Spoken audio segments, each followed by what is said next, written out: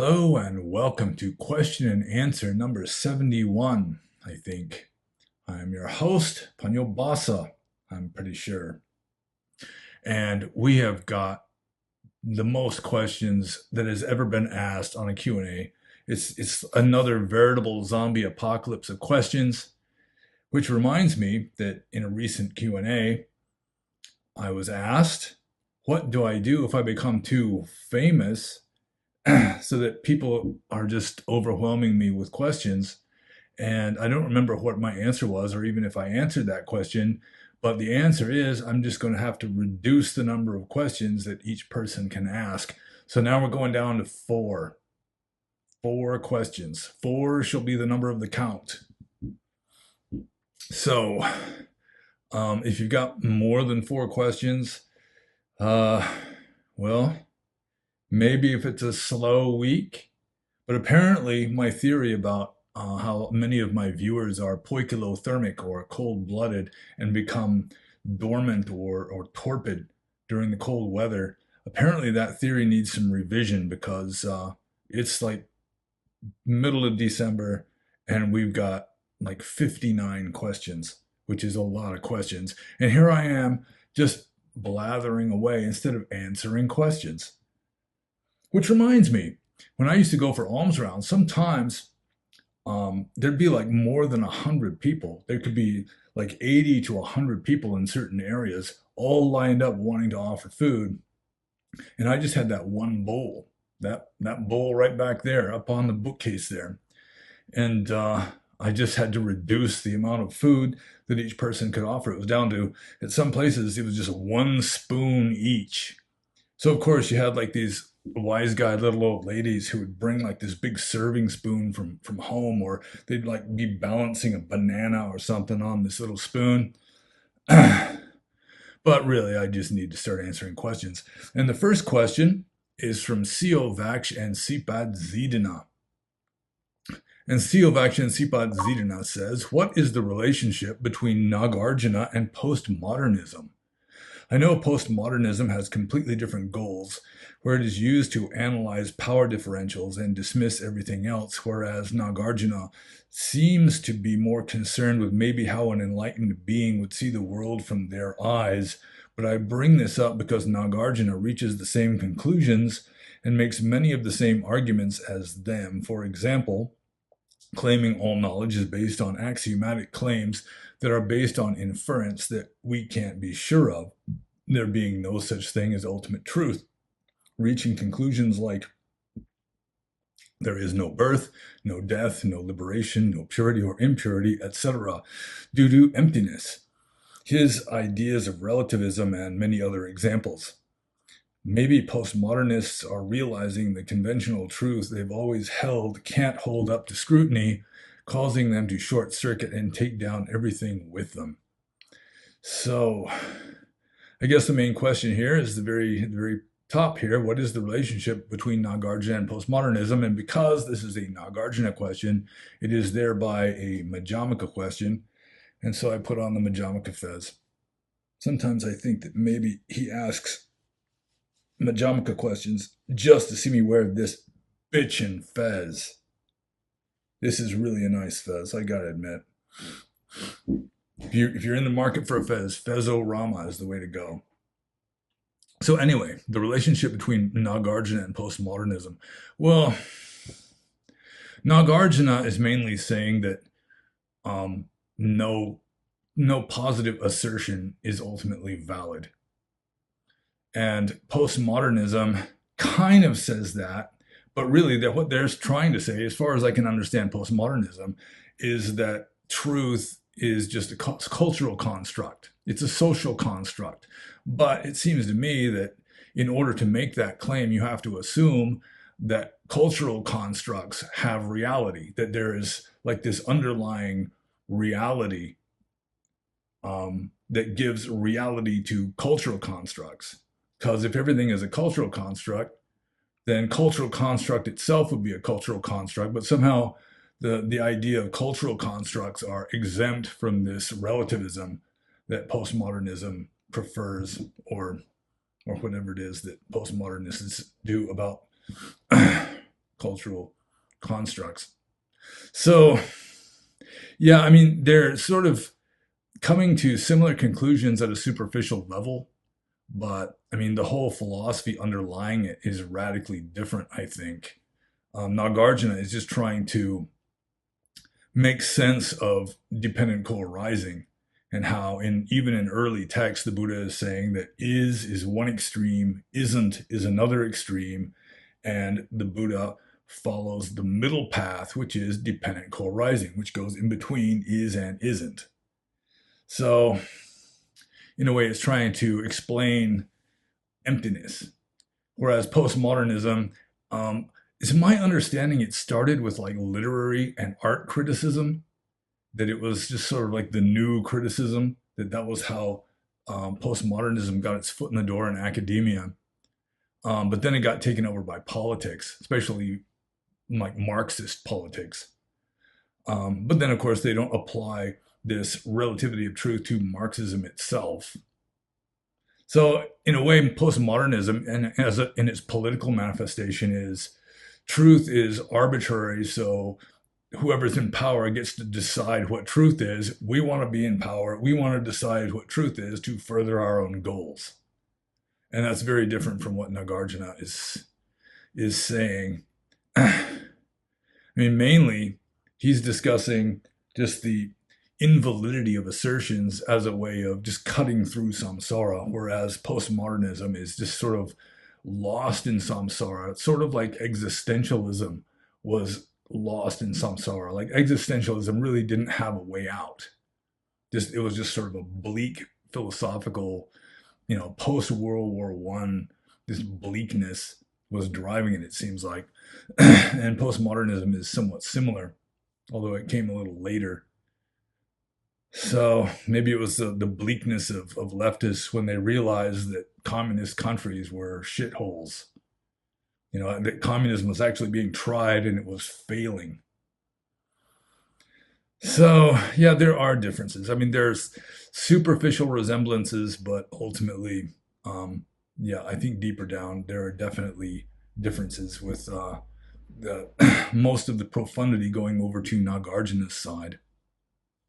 So, considering that we got so many questions, I think I'll just wade into Siovak and Sipad Zidana's next question, which is not a Madhyamaka question, so I take off the fez. So, his next question is, sometimes if I meditate for too long, for too many days in a row, for the rest of the day after, I get an extreme sense of doom and gloom, feeling nothing being safe or secure, and all of it eventually being annihilated.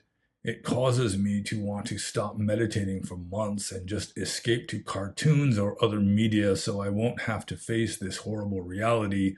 I don't know how to make this stop and have too much fear to continue on when this occurs. Any advice on how to prevent this from happening or having more courage if it is unavoidable?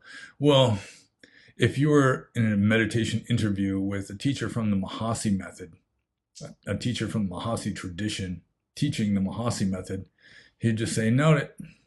Just like these feelings of doom and gloom arise, note them mindfully. You feel that nothing is safe or secure, note it, let it go. And I mean, really, it's like a baptism by fire to some degree. I can relate to this kind of, to some degree, like being mindful of this sort of unhappiness, unpleasantness. If you've got really good mindfulness, then you can sort of denature it in a way. You're just completely detaching yourself from it. You're observing it as just a phenomenon. But if you're just kind of not extremely mindful, then it's just you're seeing the ickiness through a magnifying glass, which makes it even more icky. So it could be something along these lines that is causing Siovak and Sipad Zidana to have trouble with his meditation. But really, to make it stop, I mean, that is really not the goal of meditation. Especially if you're practicing mindfulness meditation, then you just observe whatever phenomena arise and note it and let it go. Note it and let it go. And it may be like riding a bucking bronco sometimes, may be very unpleasant sometimes, but it's it's like a baptism by fire. I mean, you have to go through the fire. I mean, if you really are determined, you've got the aditana to just push through. You got the the heroic mental state of just doing whatever it takes. Because that's really, I mean, really, in order to make significant progress in Dhamma, you've got to like go where angels fear to tread sometimes. You got to just wade into it. You just got to face the ickiest stuff that comes up. So, I mean, if you really don't have that heroic effort, then yeah, you might want to just kind of ease in, and if you meditate for too long, for too many days in a row, then just meditate just a little bit less so that that doesn't happen. But just keep meditating and making effort and making gradual progress until finally, either you will have gradually eroded away this stuff without having to face it in its enormity, or at least you'll be stronger so that you'll be able to face it better. So I'll just move on to Siovak and Sipad Zidrna's next question. Oops, and the computer is telling me that I have to plug it in. My golly. And I don't even have this, just a minute. Is that it? No.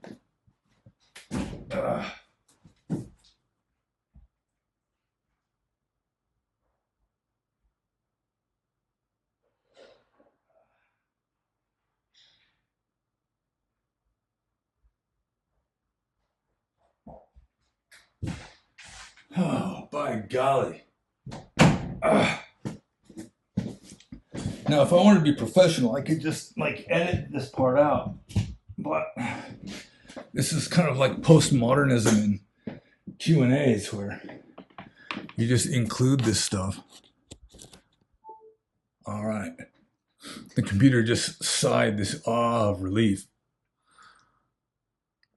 Okay, now where was it? Oh yeah.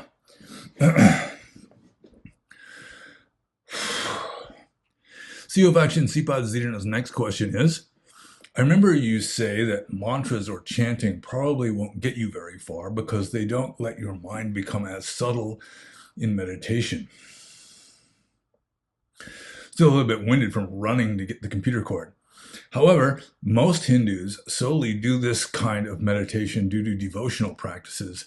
I remember you claim that Hindus are usually more advanced than Buddhists because Buddhists focus more on bailing out immediately. But how are these Hindus become so advanced if they are just mostly just meditating with mantras and such?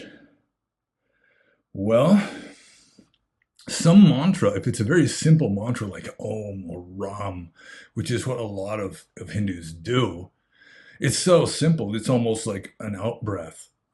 Like when I do Om, it's just the out breath is turned into an Om. So something that simple, you could probably get about as far with it as you can with just meditation on the breath. And also even more complicated mantras, if you've done it just every day for hours, like for years, it just becomes this automatic thing that your body's doing, and then you can just detach your mind from that and just observe the processes if you are so inclined to do so. It's not this question. I think it's a later question that says that Hindus only do samatha, but that is somewhat of a misconception. I guess I'll get to that when the question comes up. But another thing about Hindus is that some of them anyway, are just very strict in their asceticism, more so than most Buddhists nowadays. And by asceticism, I don't mean like self-torture stuff, but I mean, it's just like, if you like it, avoid it. That kind of a thing. Just self-denial. And that can get you very far in life. Schopenhauer talks a lot about that. In fact, according to Schopenhauer, that is how you get enlightened, is just denying the will, just refusing to do what the will is telling you to do. And Hindus are fairly good at that if they're serious practitioners, at least some of them. So, yeah, he says here, I remember you claim that Hindus are usually more advanced than Buddhists. Well, I mean, it depends on advance. I mean, it's like they're more on the road to more and more and more purity, more and more saintliness. Because again, Buddhists have found that there is no end to this path of purity. There is no end to it. It doesn't, you don't have this middle path leading straight to the gates of Nibbana. It doesn't work that way. You just follow the path until you don't need to follow it anymore, and then you just bail out.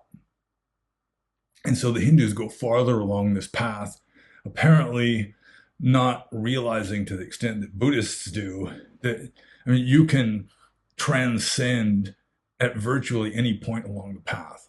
Some people need to get farther into the silence and stillness and clarity in order to stop being distracted by all of this samsaric bullshit.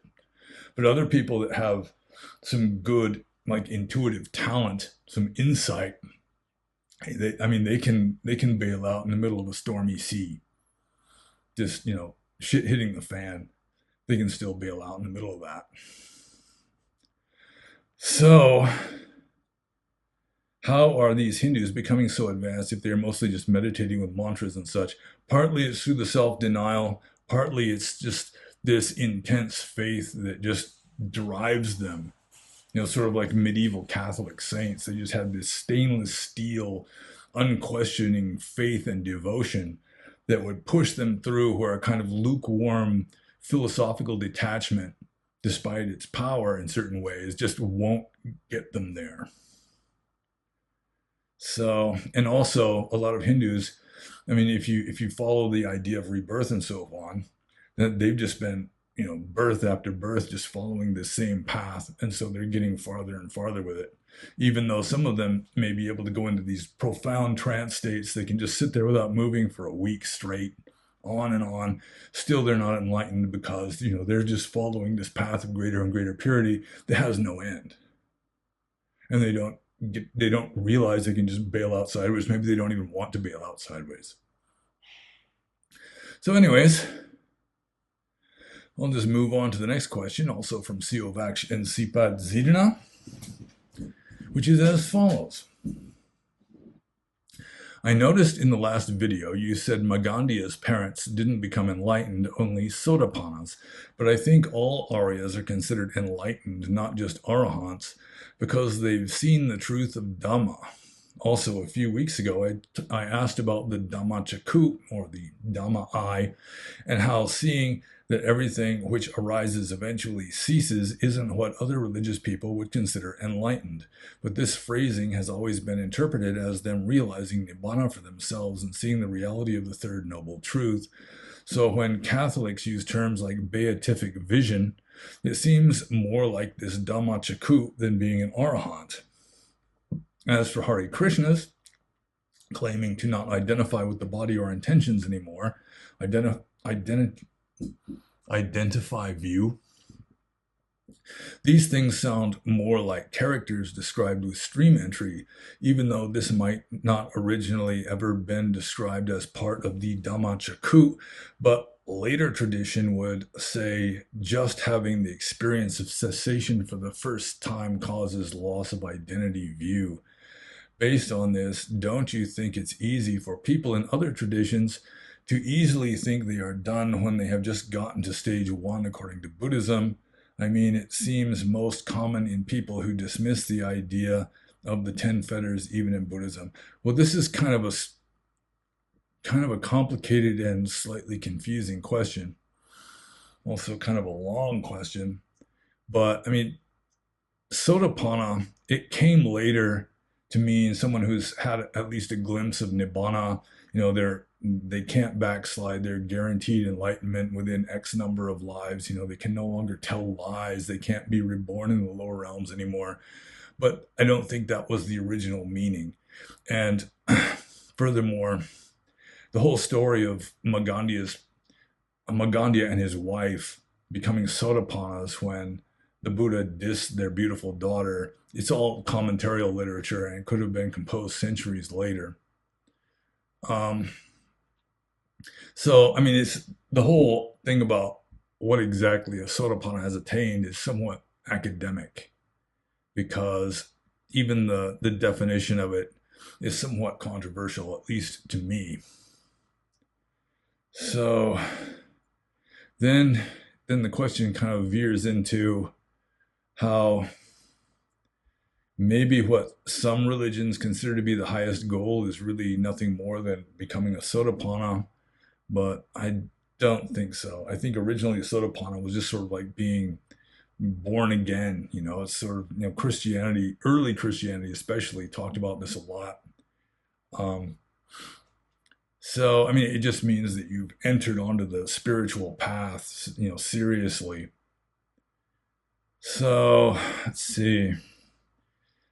When Catholics use terms like beatific vision, it sounds more like this Dhammachi. Well, it does. The beatific vision, I mean, you can't even experience that until after you've died and gone to heaven. And then the beatific vision is you're seeing the throne of God with the angels clustered around it, falling on their faces over and over again, and all that. So, yeah, I think that would be very different. Hare Krishnas, yeah, I've read some Hare Krishna literature, but I really don't think they get it very much. Maybe they do, just in a very different way than I do. So let's wade a little bit through this question here. So maybe this is the question. Maybe this is the main question here. Based on this, don't you think it's easy for people in other traditions to easily think they are done when they have just gotten to stage one according to Buddhism? Yeah, I mean it goes both ways. Like I read a biography of Sri Chin, no, not Sri Chinmoy, who's I can't remember his name. He was a very famous Indian guru, mid 20th century. Sri Sri something. And he was claiming, or at least his biographer was claiming, that he claimed that his spiritual path begins with nibbana. Like he experienced the Buddhist nirvana, wasn't impressed, and then he just moves from there. I mean, that's like his foundation, which strikes me as just utter bullshit. Whatever he attained wasn't really nirvana. He just called it that because he didn't have a very high opinion of Buddhists, I guess. Sri Aurobindo, that was his name. So, yeah, I mean, it happens so much that I've met lots of people that think that they're Aryas just because they had some weird experience. They had some aha moment. They had a moment of clarity in their meditation or whatever, had some kind of fireworks going on subjectively with sitting there cross-legged with their eyes closed, whatever it was. They think that they've got it, and they behave pretty much the same as before, except they smile more. They might move a little slower. They're more smug. So yeah, it's just a rat's nest. It's whatever. I mean, it goes all over the place. But most people who think that they're enlightened aren't, even if they're Buddhists. I mean, if you just think that you're enlightened, it's a pretty good indication that you aren't, because an enlightened being isn't going to be thinking, golly, I'm enlightened. So I think I'll just move on to the next question here. And that is, what is the 969 movement in Burma? Well, it's a pro-Buddhist movement, and also pretty much to the same degree, it's an anti-Muslim movement in Burma. And 969 is referring to the qualities of Buddha, Dhamma, and Sangha. If you do the standard recitations like a mantra, and a lot of Burmese people do it with the rosary, that the Buddha has 9 qualities, Dhamma has 6 qualities, Sangha has 9 qualities. So 969 is just referring to Buddha, Dhamma, Sangha. And yeah, I mean, they want Burma to remain a Buddhist country, and they don't want Muslim immigrants, or they want few Muslim immigrants. They don't want mass migrations of Muslim immigrants. And certain large groups of Muslims, like the Rohingyas, they would prefer to just go away. They're not really advocating genocide or terrorism so much, like some people would say. But I mean, it does happen to some degree. There is violence going both ways. Like in Burma, I'm just continually hearing about, some Muslim village or Muslim neighborhood gets burned down because Muslims gang raped a good Buddhist Burmese girl. But whether they really did that or not, I mean, that's the excuse they give. That's the reason that they state, and it may be true, but of course I wasn't there and I really don't know. And I know how rumors and so forth spread like wildfire in Burma, and a great many of them are not based on empirical reality. But I think the Burmese have the right to prefer that Islam not mess up their country. I mean, Muslim countries have the right to decide they don't want Buddhism coming in, like in Malaysia. I mean, you can't, it's against the law to teach any religion other than Islam to a Malaysian, like an ethnic Malaysian citizen, that you can go to jail for teaching Buddhism in Malaysia. So it goes both ways. So I'll just move on to Siovak and Sipad Zidana's next and last question. I read there were different meditation techniques for people with different tendencies, such as metta for angry people or 32 body part meditation for sensual people. What kind of meditation techniques are recommended for someone with a depressive tendencies, cowardly tendencies, or a lazy tendency? Well, this mainly comes from the Visuddhimagga, where they divide people into 6 categories, 6 temperaments, which is lobha, dosa, moha, and like the opposite of lobha, dosa, and moha. And so I assume that cowardliness would be a kind of fear, which in a way is a kind of dosa. So maybe metta meditation would work for cowardly people. I've heard recently, and I've heard longer ago, the theory that fear is the opposite of love, which I don't really buy. But again, that would sort of make metta meditation good for cowardly people. Depressive tendencies,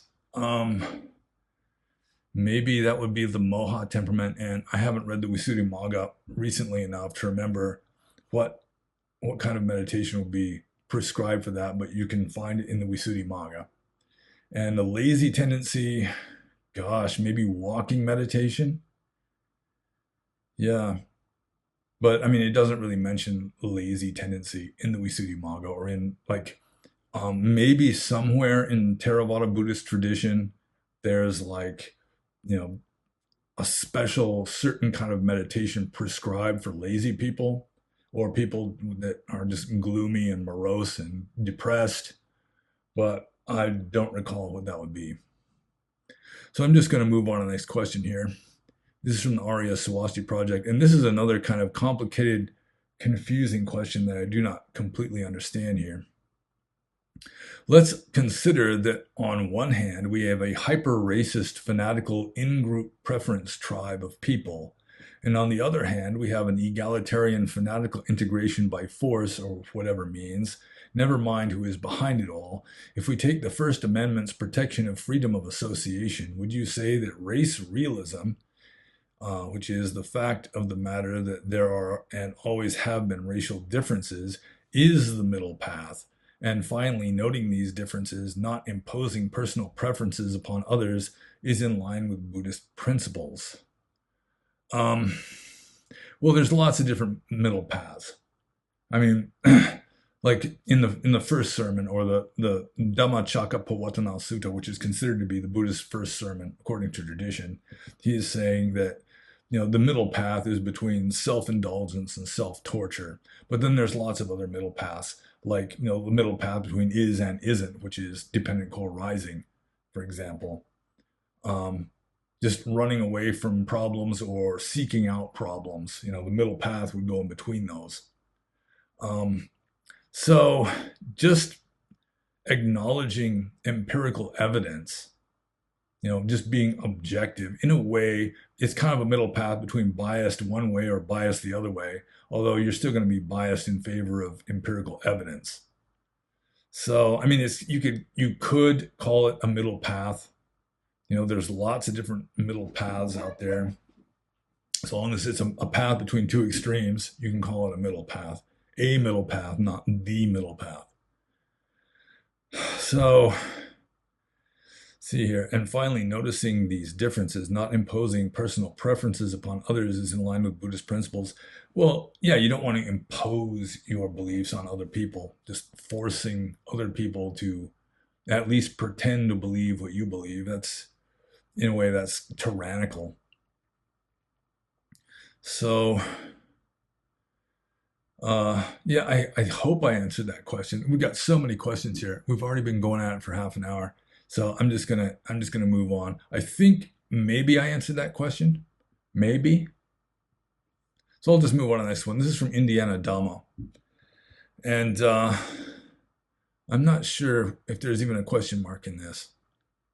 Oh yeah, there's a question mark. Okay.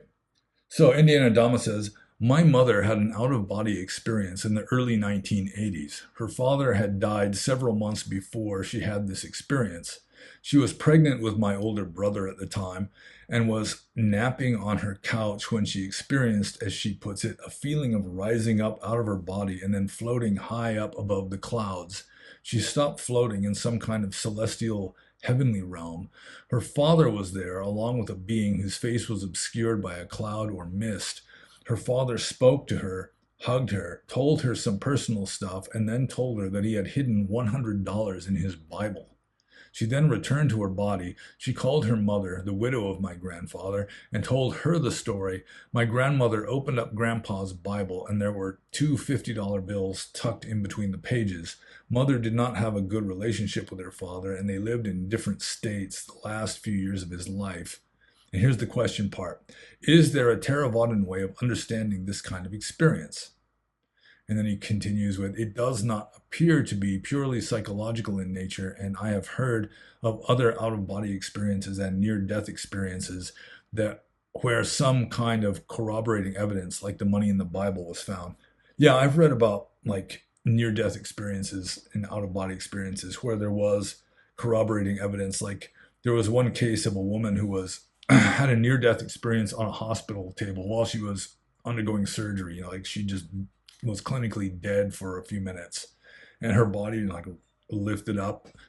She can see the dust on the top side of the fluorescent lights over the operating table, and then she kind of drifts out this window and she sees a shoe on a ledge outside the window that you couldn't see from down below. You'd have to like open this window, and the window was like permanently closed too, and she could see this shoe there. And then finally, she has more of those stereotypical experiences of going into the heaven realm and going through the bright light and seeing the spirit guide in heaven and so forth. But after she returned to her body and she was awake and able to speak, she asked somebody if they could check to see if there really was that shoe there, and it really was there. So this kind of stuff does happen. But I think something like Mary Baker Eddy's explanation of like interaction with spirits is actually a good explanation. And Mary Baker Eddy, the founder of Christian Science, said that there are spirits in this universe, but as a general rule, they don't care about us. They got their own lives to live. Sort of like we don't care about what ants are doing in some vacant lot down the street. It's just we got our own lives to live. But everybody has a certain amount of latent psychic ability, because really we're all kind of connected with this whole cosmic scheme of things. We're just connected with reality. I mean, we are part of reality. Reality just pervades us. So we've got psychic abilities. But for the most part, we are conditioned not to believe that we have psychic abilities. And so it happens in these dream states, or you've got this housewife who starts channeling some other being, which is really, according to Mary Baker Eddy, this being that she's channeling is just conjured up by her own subconscious imagination as a kind of gimmick or crutch to get the psychic knowledge out. She can't believe that she's doing it herself. She's too humble for that, or too materialistic. But she can believe that some other being is, and she's just serving as a mouthpiece for this other being. And I think that some of these kind of psychic events, like in the near-death experiences, it could be similar to that, where um, you're having a psychic experience. You're attaining knowledge through extrasensory perception, so to speak. But I mean, you need some kind of gimmick to make it believable to yourself. You have to have some kind of narrative that makes enough sense to you that you can accept it. That you won't just block it out.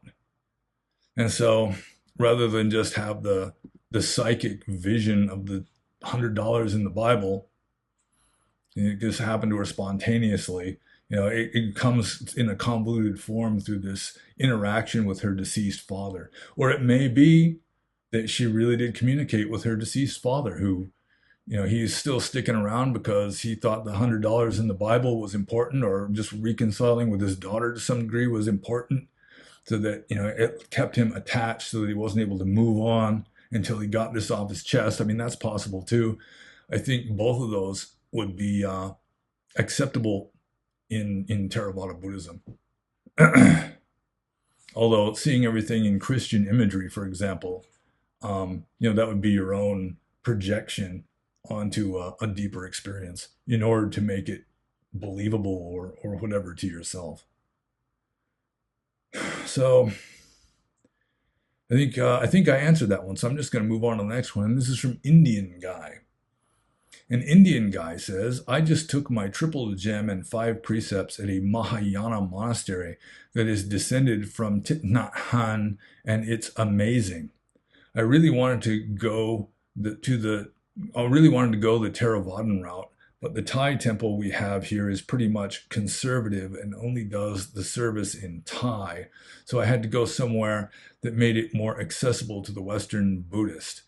I don't think it really matters which word or what type of Buddhism I practice. Do you think that choosing a Mahayana monastery to learn from is wrong view? Well, I think choosing just about anybody or anything to learn from, any tradition, is going to have some wrong view. And even Theravada Buddhism has got some wrong view in it. I mean, you get down to just the fundamental level, all view is wrong view, which is just why it's called deity, just view. You should avoid view. But Mahayana is in all likelihood, is going to have more than Theravada, at least from an Orthodox Buddhist point of view, especially an Orthodox Theravada Buddhist point of view. So let's see here. I don't think it really matters which word or what type of Buddhism I practice, he says. Well, I mean, if you're a beginner, you haven't made it very far, or you're advanced enough that you can just dismiss whatever isn't relevant and just do the practice. I mean, in either one of those cases, you may be correct. I would avoid taking any bodhisattva vows, though. So I guess I answered that question. I mean, taking 5 precepts and 3 refuges at a Mahayana Buddhist place is better than not taking them at all, certainly. And I mean, if they're telling you stuff that just intuitively just feels right to you, then you're not entirely wrong, I suppose. I mean, I was interested in Zen at first. Thich Nhat Hanh definitely has some weird views, weird understandings. He just dismisses or rejects some fundamental teachings of Buddhism. Like, I remember reading once, he's like, how can you believe that everything is suffering when you look into the shining eyes of a child? This kind of stuff. And that's heresy. But if you get more benefit than harm from it, then you're not doing anything particularly bad. So I'll just move on to Indian Guy's next question. Do you think it matters that I don't want to believe everything in a book or system? No, that's good if you don't want to believe everything in a book or system. I don't believe everything in a book or system either. If I mean, it takes like a medieval mentality, really, to believe everything in a book or a system. There are a lot of people, a lot of normies, they'll just believe whatever the Baptist church teaches them, or they'll believe anything the Democratic Party teaches them, or the Communist Party, or whatever it is. They'll just believe that. And in a way, they're enslaved to their beliefs. In a way, they're just sheep being led by other people's beliefs, or it's not even necessarily other people's beliefs. It's just beliefs that other people are imposing on them to make them more, more manageable, make them vote the way they want them to, or behave the way they want them to, or whatever. But in the West, it's just the way we are, that we're not just going to swallow hook, line, and sinker, whatever some tradition teaches us, but even if it's our own chosen tradition in many cases. Like, for me, like Abhidhamma, it just never resonated with me. It was just a thud from the beginning, just a clunk. It didn't. There was no intuitive. Yes, I acknowledge this feels right. None of that. And then the more I studied it, the more I realized that most scholars agree. And that's, in a way, that's good. It's like some of the stuff that I like the most in Buddhism, I found out later that that's considered to be some of the most ancient, earliest teachings, like the Atthakavagga and other stuff like Abhidhamma that I never had any interest in, never really trusted. Then I read later that the scholars are saying, yes, that came, that was invented 100 years later or hundreds of years later. So, no, I think that it does matter that you don't want to believe everything in a book or a system, but it's actually good for you, especially if you have enough sense to choose more wisely than some tradition. For most people, I think just conforming, if you're below average in intelligence or wisdom or whatever, conforming to some established system probably is going to be to your benefit if the system is wiser than you are. But once you get to a level where you're able to discern for yourself what works for you and doesn't work for you, and what's likely to be right and what's likely to be bullshit, then you're doing well to deviate from, the mass view, which may get you into trouble. But at least nowadays, it's less likely to get you burned at the stake. So I'll just move on to the next question, also from Indian guy. And he says, I believe in the Buddha's supreme enlightenment in that this is not reality. This is not reality. Seems that Mahayana and Theravadins disregard each other is getting everyone divided and confused. Okay, this is not even a question. But yeah, disregarding each other, I don't know. That could go either way. It depends on the motive behind it. That's one of the main themes of these Q&As. It's not the outward action that really has ethical value. It's your own will that's motivating that action that has ethical value. So that wasn't a question anyway, so I'm just moving on to the next one, which is from Mogambo. And Mogambo says, hello, Panyo. My first question is about monastic life and the Buddha. If Siddhartha Gautama enjoyed all the pleasures of samsara, like marriage, sex, and becoming a father prior to becoming the Buddha, then how did he get enlightenment? Hasn't he already gained karma by engaging in sexual activities in that life? He did things which are anti-monastic, although he did become a monk in the later half of his life. in the latter half of his life, but the karma he generated remains. After nirvana, there's no coming back. So what happened to the karmas Buddha generated in this life? Okay, that's two questions, isn't it? Okay, so the first question is, how did the Buddha become enlightened? After he got all this karma from living a lay life.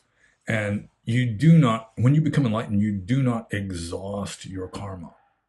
In a way, you just sort of invalidate it. You neutralize it. It doesn't have power anymore, really, over your mind, really. But, it's still there.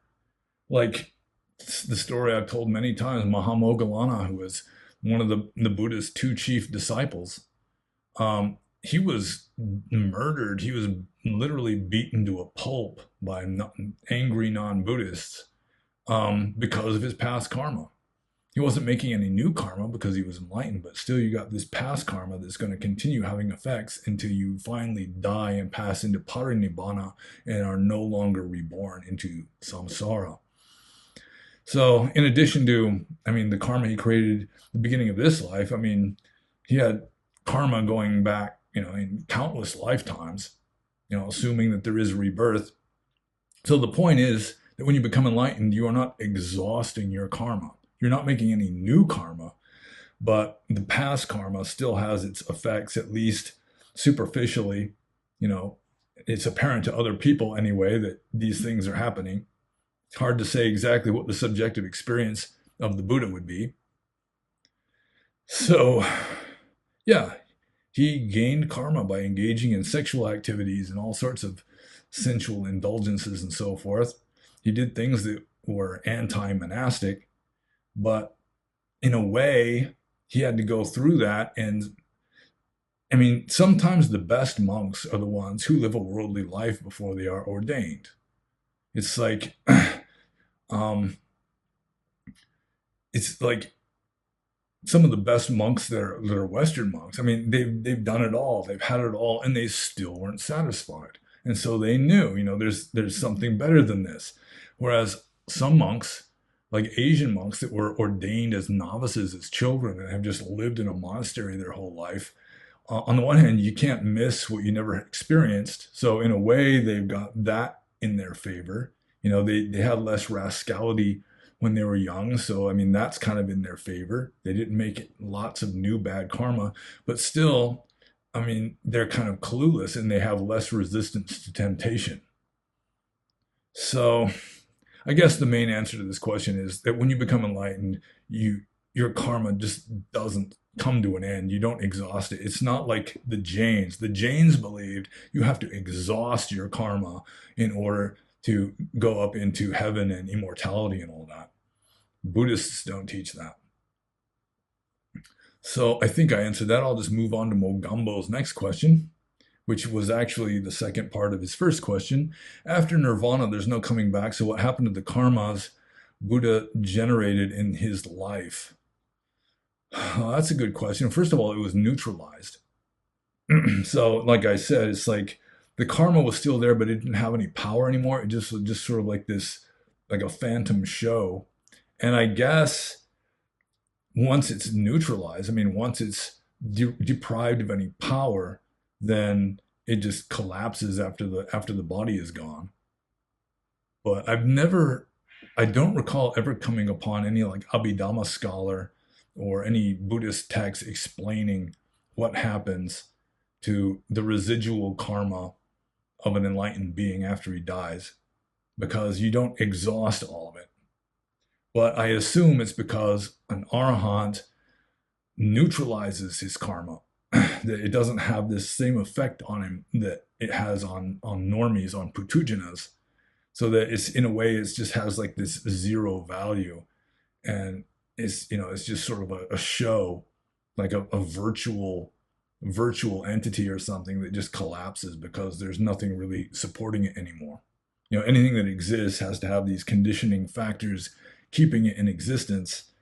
And so when the Buddha's personality and body die, then the supporting factors for his karma collapse, and so the residual karma collapses. I assume that would be the correct answer from an orthodox position. So I'll just move on to Mogambo's next question,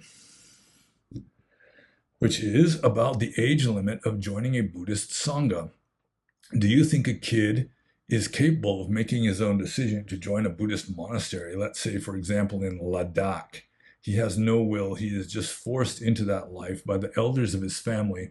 Shouldn't a seeker first experience at least some realities and hardships of samsara before willingly joining any monastic order, since Buddha also experienced samsara before becoming a monk? So what's your opinion on the practice of recruiting young kids into a monastic life? Is it a good thing or a bad thing according to you?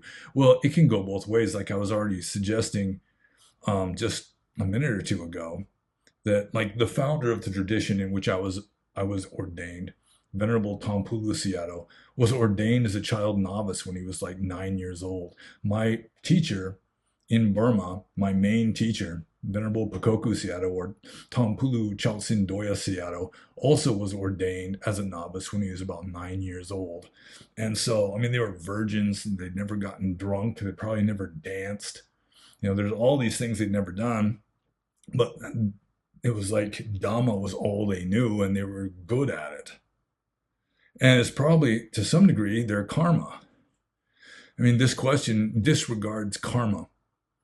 And I mean, you can use karma for victim blaming, but you can also use it for, the opposite of victim blaming, which would be successful person praising or something, where, I mean, it's their karma to get sent to a monastery as a child. So, I mean, Neem Karoli Baba, whose picture is up there on the altar, according to legend, he just ran away from home when he was a little kid and just became a forest-dwelling sadhu when he was a child. So that in that case, that was his wise decision, but he was still just a little kid when he made the decision. And in that case, a kid is capable of making his own decisions to renounce the world. It's becoming somewhat less common in Burma nowadays because Burma is modernizing. But still, lots of kids just get sent to a monastery when they're little kids. Some of them just have a vocation. They want to go. But, and that would be sort of like parami, it's like their karma is just sort of impelling them in that direction. But a lot of kids, they just wind up, they don't have a spiritual vocation at all, and they just stay at a monastery for their entire life just because they don't know anything else. They don't know how to make a living or whatever. So it can go either way. So, I mean, it's good to have a variety, I guess. Diversity is our strength. Let's see here. Did I fully answer that question, though? Shouldn't a seeker first experience at least some realities and hardships? Realities? Of some sort before willingly joining any monastic order? Yeah, I mean, it works both ways. It can work both ways, and it can just be a fiasco both ways. Like some people that they're do twet in Burmese. There's what Pyunge, I think it's called, and do twet. Shimpu and do twet. Shimpu means you're ordained as a child. That means you're just innocent. You're just an innocent person. You haven't had much chance to just really, be a rascal. And then there's do twet, which means someone who goes out into the forest, like the Buddha did. That after you've already lived a worldly life, maybe gotten married, maybe had a family, you had a job, you've had sex, maybe you've gotten drunk, and then you become a monk. There is a saying in Burma, do twet pyo ket, do twet a pyo ket, which means someone who is ordained later in life is hard to admonish. That they're just hard to guide because they're already set in their ways. They've got maybe even like a hardened cynicism or skepticism or lukewarmness about them that they cultivated as a layperson. So really, it can go both ways. And so, considering the huge, merciless onslaught of questions in this video, I'm just going to move on to the next question here. This is from Lieberlam. And Lieberlam is notorious for asking very cerebral kind of questions, which sometimes I don't understand very well. So his first question is, do you believe that phenomenology is relevant to science such that the next paradigm shift breakthrough will come through parapsychology and the mystical as opposed to particle physics discovering a new particle or something? And I was going to look up phenomenology in the dictionary. I'm going to do it right now. I've got a dictionary here on this computer. Phenomenology. The science of phenomena is distinct from that of the nature of being, or an approach that concentrates on the study of consciousness and the objects of direct experience. So I guess that's what it would mean. And I was thinking maybe like Hegelian dialectic is also kind of a phenomenology, but I guess that would concentrate on the human consciousness too, because he was an idealist, didn't even believe in physical matter. So I'll ask this question again, or I'll just read it. Do you believe that phenomenology is relevant to science such that the next paradigm shift breakthrough will come through parapsychology and the mystical as opposed to particle physics, discovering a new particle or something. I'm not sure how much mysticism is going to influence science because they're almost opposites. Possibly parapsychology, but like quantum physics is becoming more and more paranormal. Just stuff that they've already discovered, like the observer is determining. It's like you've got everything in this state of uncertainty until you've got a perceiving mind that perceives it and collapses the state vector, so to speak. And then you see just this one discrete thing. But if a different person had observed it first, it might have turned out differently. That's already getting into the point of, mind has this profound effect on the phenomena that we observe. And I do think that the next Copernican revolution in science will be the realization that energy and consciousness are the same. So the entire universe is conscious in effect. That what a physicist calls energy is just a very elemental, like a spark of consciousness. It can't think or anything like that. Like a hydrogen atom or an electron cannot think. It doesn't have perceptions, but it is like this tiny elemental spark of what mind is made of. And I think most scientists would have to agree with that because, everything is ultimately a manifestation of energy nowadays, ever since relativity came along. So, and then it would be the other way too. Like what a psychologist calls mind or consciousness would be a very complicated, elaborate form of what a physicist would call energy. And I think that's what the physicists would already have to agree on. So they don't have to come back the other way. And then once you can get it established in science that really we're living in a kind of virtual reality, that we are creating our own reality, then that would definitely be a Copernican revolution. But how it will come about, whether it'll be quantum, like theoretical physicists who come up with it, maybe theoretical physicists who have an interest in Eastern philosophy and meditate, that's possible. I mean, it would have to be some kind of scientist. I don't think the next Copernican revolution in science is going to happen due to discoveries of someone who isn't a scientist, or at least it's going to have to get incorporated into science through scientists. And so maybe parapsychology, but I think it would have to be just considering human nature, it would have to be some high profile, really like based in normie mainstream science who just comes up with this. And then of course it's going to be debated and reviled and rebuked and criticized and made fun of until finally people settle down and say, well, yeah, okay. Sort of like Darwin and his theories of evolution. It wasn't just accepted all at once. Even Einstein didn't get the Nobel Prize for his relativity. Like his theories of relativity. He didn't get the Nobel Prize for that. He got it later for like the photoelectric effect. He discovered the photoelectric effect. He got the Nobel Prize for that just because the relativity thing, it was so controversial. It just turned everything upside down and caused such a shitstorm, especially with conservative scientists just hating it and just arguing against it because they didn't want to change what they'd been believing for decades. That it took a while for it to get accepted.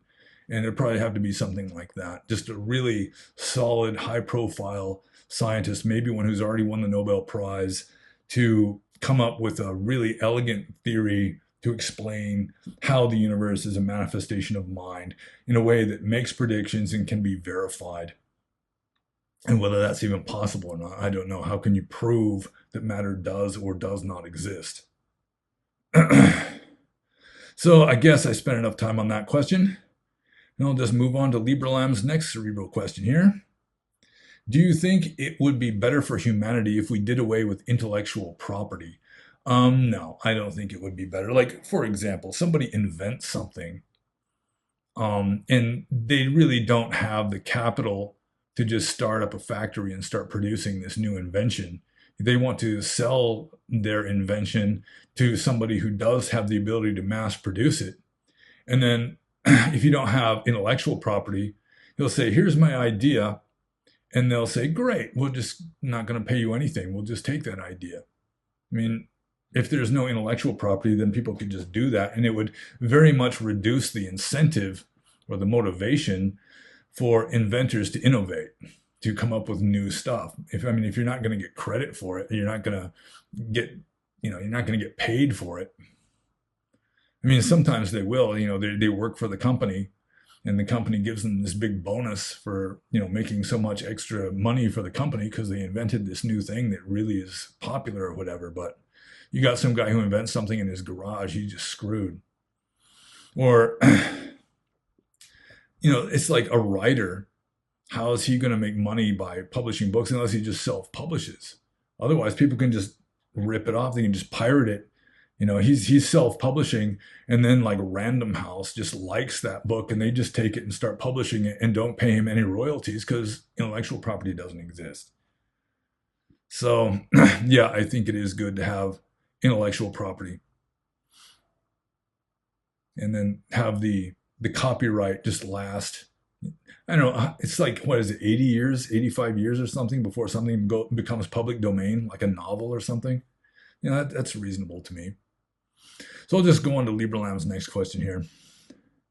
Do you believe that enlightened beings could inform our civilization to operate in a way which nurtures Dharma better than an ordinary person could by virtue of insight into higher spiritual life? Well, that's been going on for millennia. You do have enlightened beings who are influencing world culture, or you've got at least wise beings. You got the Buddha started Buddhism, that has had profound effects throughout the world. Jesus of Nazareth, regardless of whether he was an arahant or not, obviously he has just had this profound effect on civilization. But what happens is, even if you've got an enlightened being who says it's good to have civilization be this way and not that way, and even if you've got people following that advice or doing their best to follow it, the people that are following that advice, like the politicians, they're normies. And so you take this enlightened idea and put it into the mind of a normie. It's like taking crystal clear water and pouring it into like a mud-caked cup, and it just turns into muddy water immediately. So people are just going to mess it up. Like they messed up Christianity. People have messed up Buddhism. Any kind of enlightened idea that comes from an enlightened being, that even if people accept that and want to live in accordance with that, it's just going to get messed up because people are messed up. People are foolish. And you take wisdom and you put it into a foolish mind, and that's it. It just turns into foolishness. So, do you believe that enlightened beings could inform our civilization to open in a way which nurtures Dharma better than an ordinary person could by virtue? Yeah, I assume so. And there's a famous Rush song about that too. Was it Closer to the Heart? I think so. So I think I'll just move on to the next question by Libralam here. And remember, it's 4 questions is the limit from now on, at least until further notice.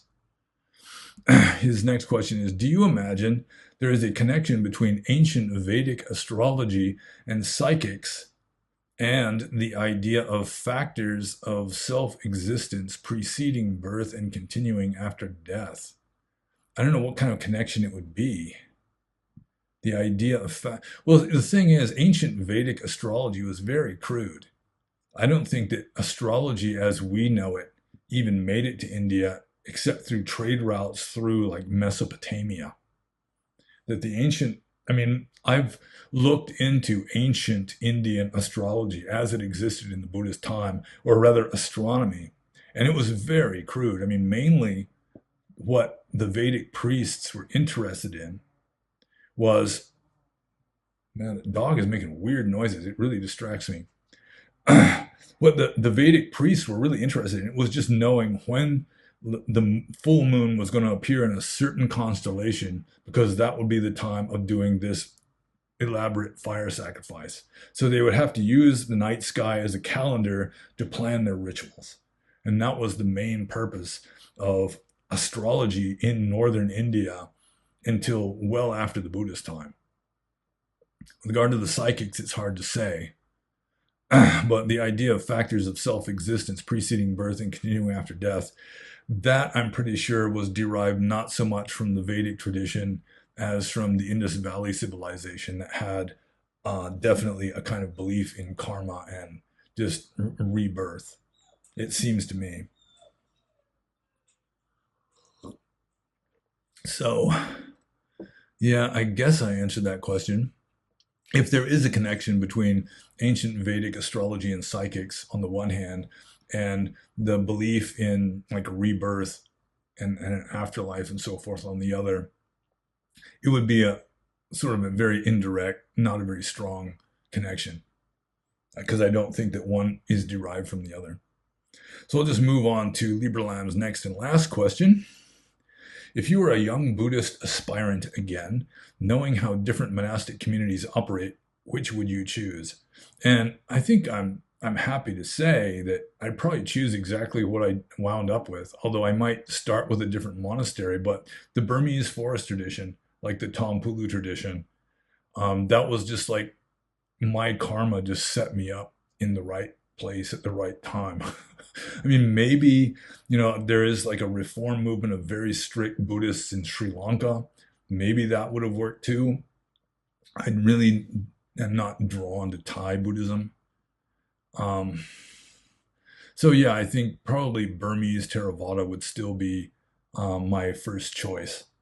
And maybe like that Theravadan reform movement in Sri Lanka might be my second choice. And then third choice is maybe some really strict, good Zen monastery. So yeah, I guess I answered that one. So I'll just move on to the next question. This is from Arain. And Arain says, how would the Buddha view fundamentalist Christian traditions like working themselves into a frenzy while being possessed and compelled by the Holy Spirit while writhing on the floor or speaking in tongues? Well, like flagellation, like that medieval, there were medieval sects that would just literally whip themselves until the blood was flowing down their back. That would definitely be, self-torture. That would be frowned upon by Orthodox Buddhism. Also, people being possessed by the Holy Spirit would be frowned upon because spirit possession is frowned upon in Buddhist tradition. I mean, they're not going to acknowledge the Holy Spirit as God, a manifestation of God Almighty. So, I mean, possession by a spirit, which is what this possession by the Holy Spirit presumably is, well, they really are just babbling and speaking in tongues or foaming at the mouth and so forth.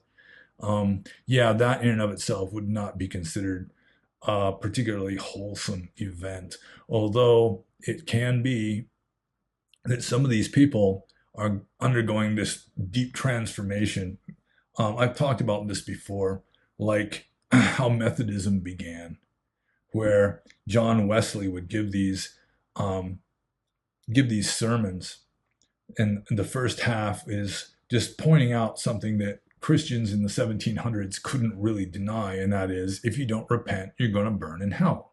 If you don't mend your ways and live a good Christian life, you're going to burn in hell. And the second half of his discourse or his sermon would be just going into grisly detail over the tortures of hell until people who could not deny this, just because of their cultural conditioning, would start freaking out, and they just like collapse and just go into this frenzy and foaming at the mouth and like barking like dogs, and finally they would just faint and become unconscious. And then when they would wake up, they'd be born again.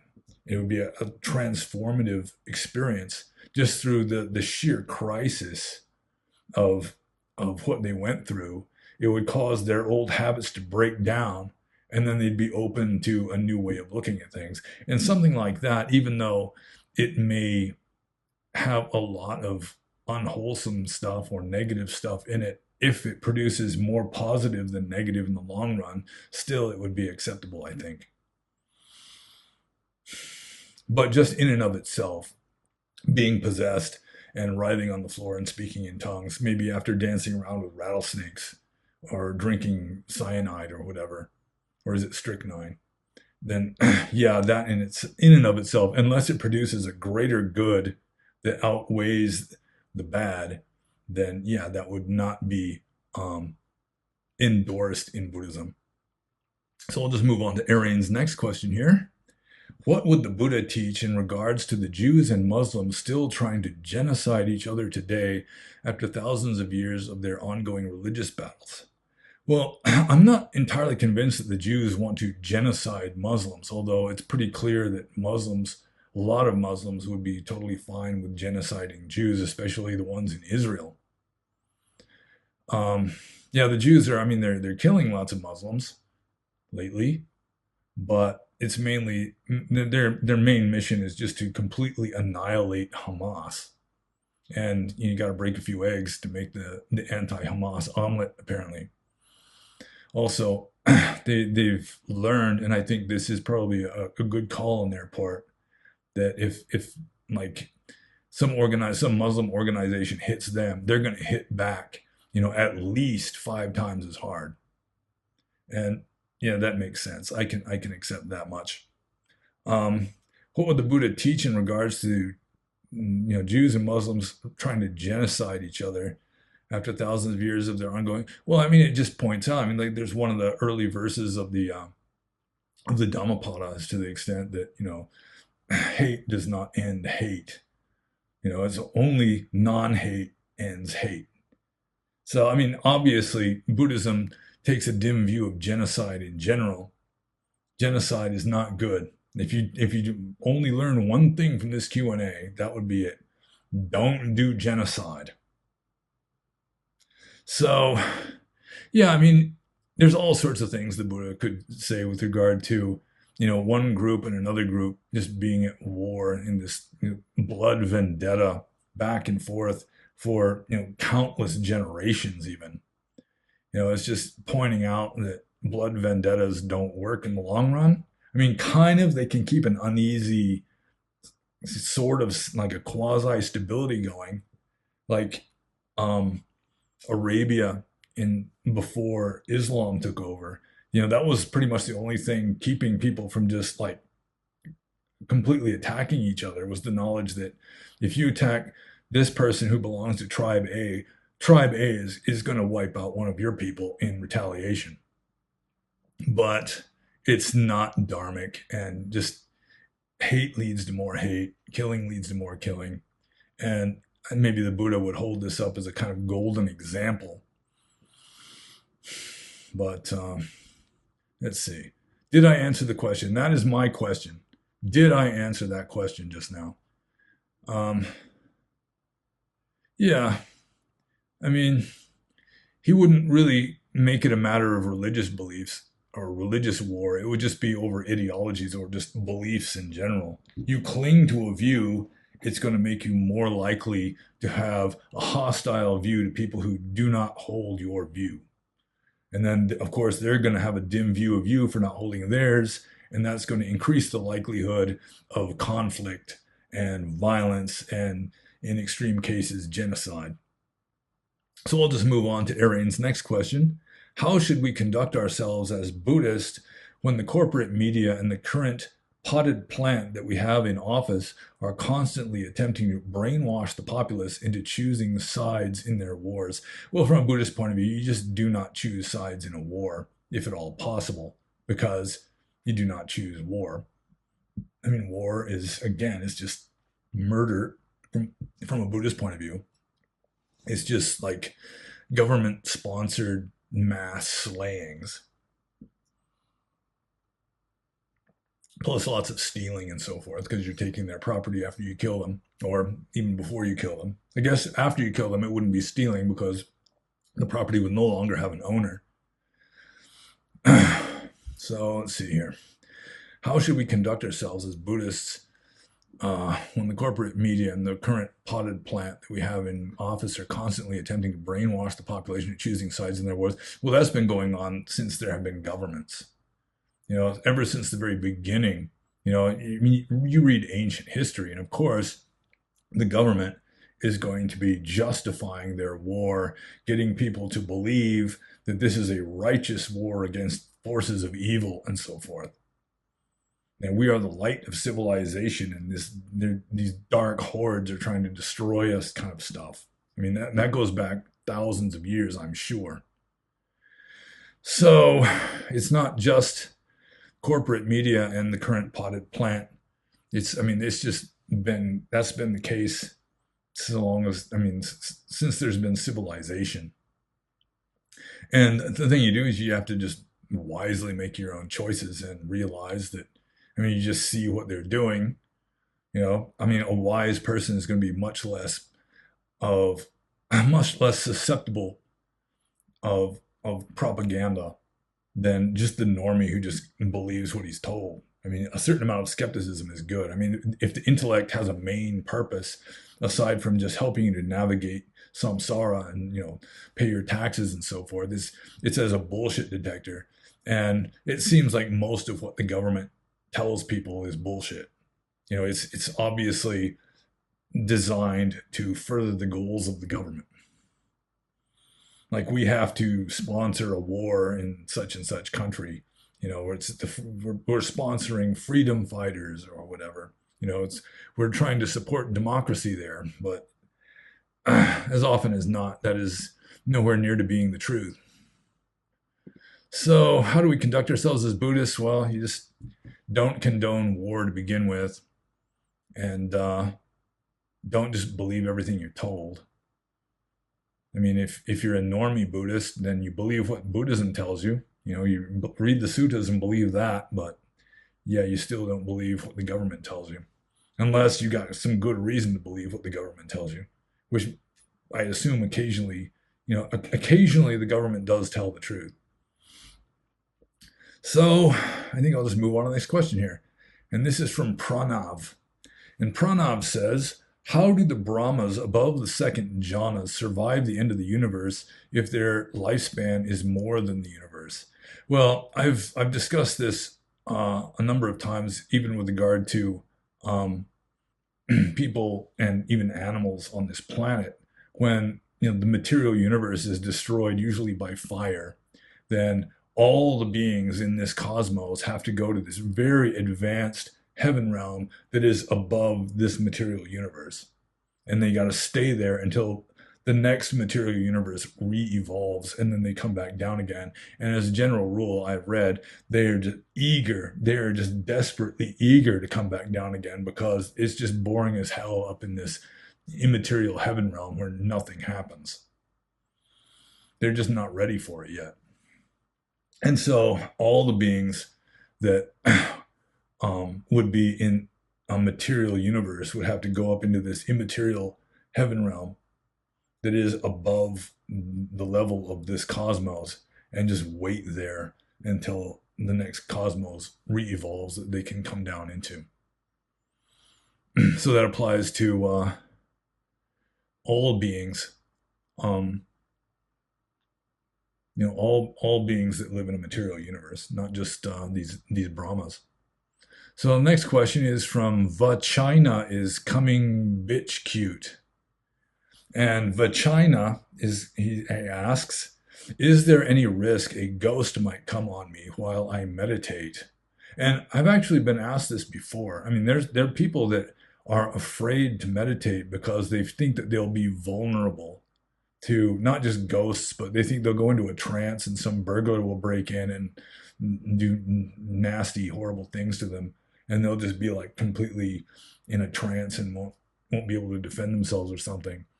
But if a ghost might come on someone when they meditate, it's generally the kind of person that a ghost might come on whether they're meditating or not.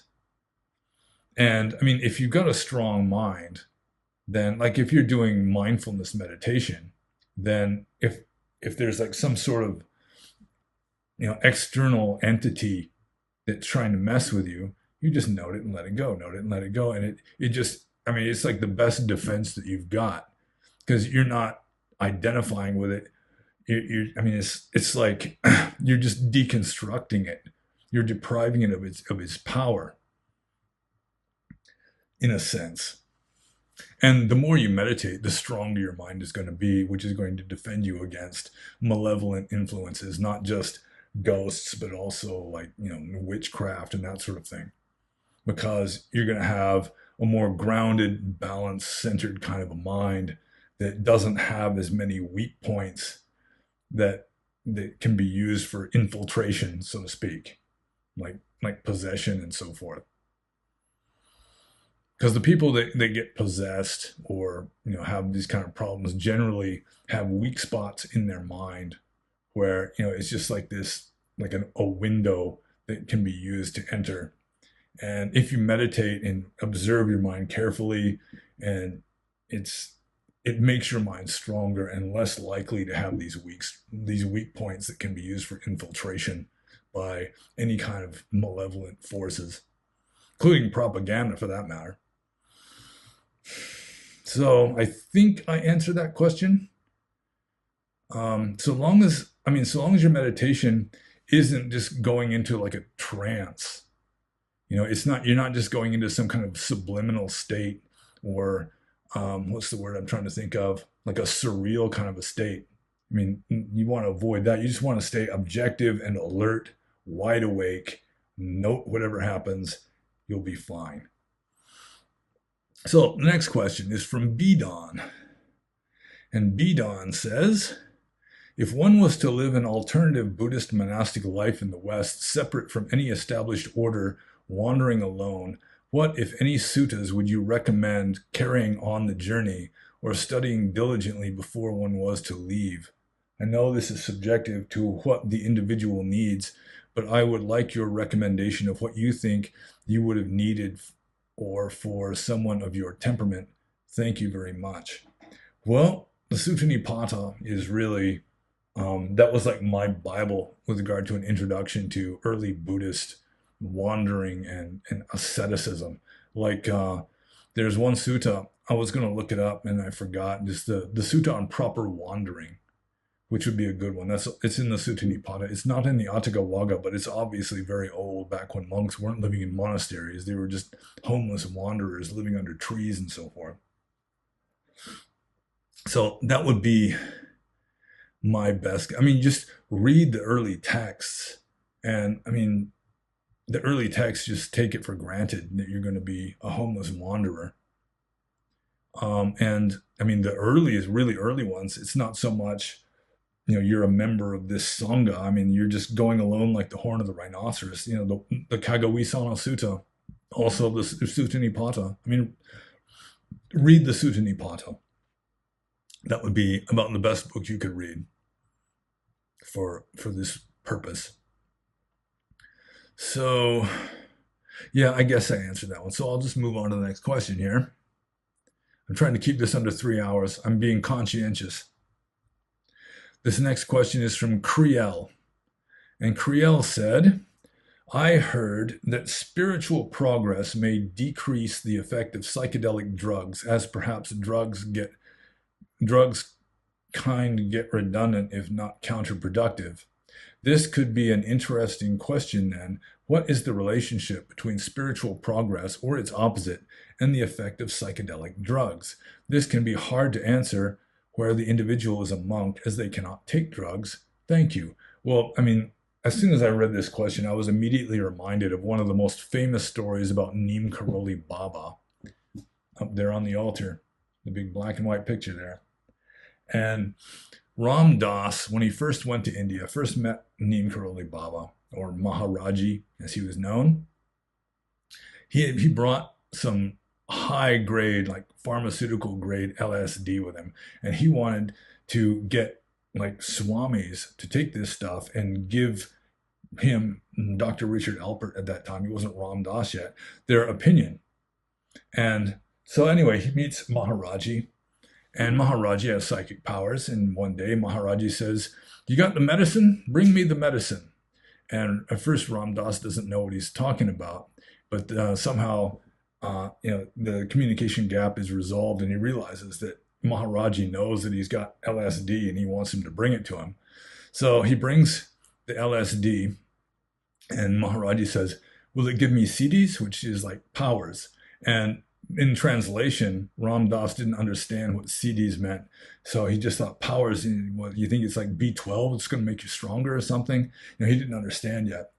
But anyway, he had like 3 intact pills that were 300 micrograms each, and then he had like a half a pill or something. And so Maharaji just took the 3 unbroken pills, and he's asking him, can I drink water with it? And Ram Dass says yes. And like, does it matter if it's warm water or cold water? And Ram Dass says no, it doesn't matter. And at one point, Maharaji asked him, will it make me crazy? And Ram Dass said, probably. So anyway, Maharaji took 3 300 microgram pills. So there's 900 micrograms, which is a mega dose, really, more than most people would take. And he just sits there and he asks how long it'll take. And Ram Dass says, half an hour, and you should start feeling something.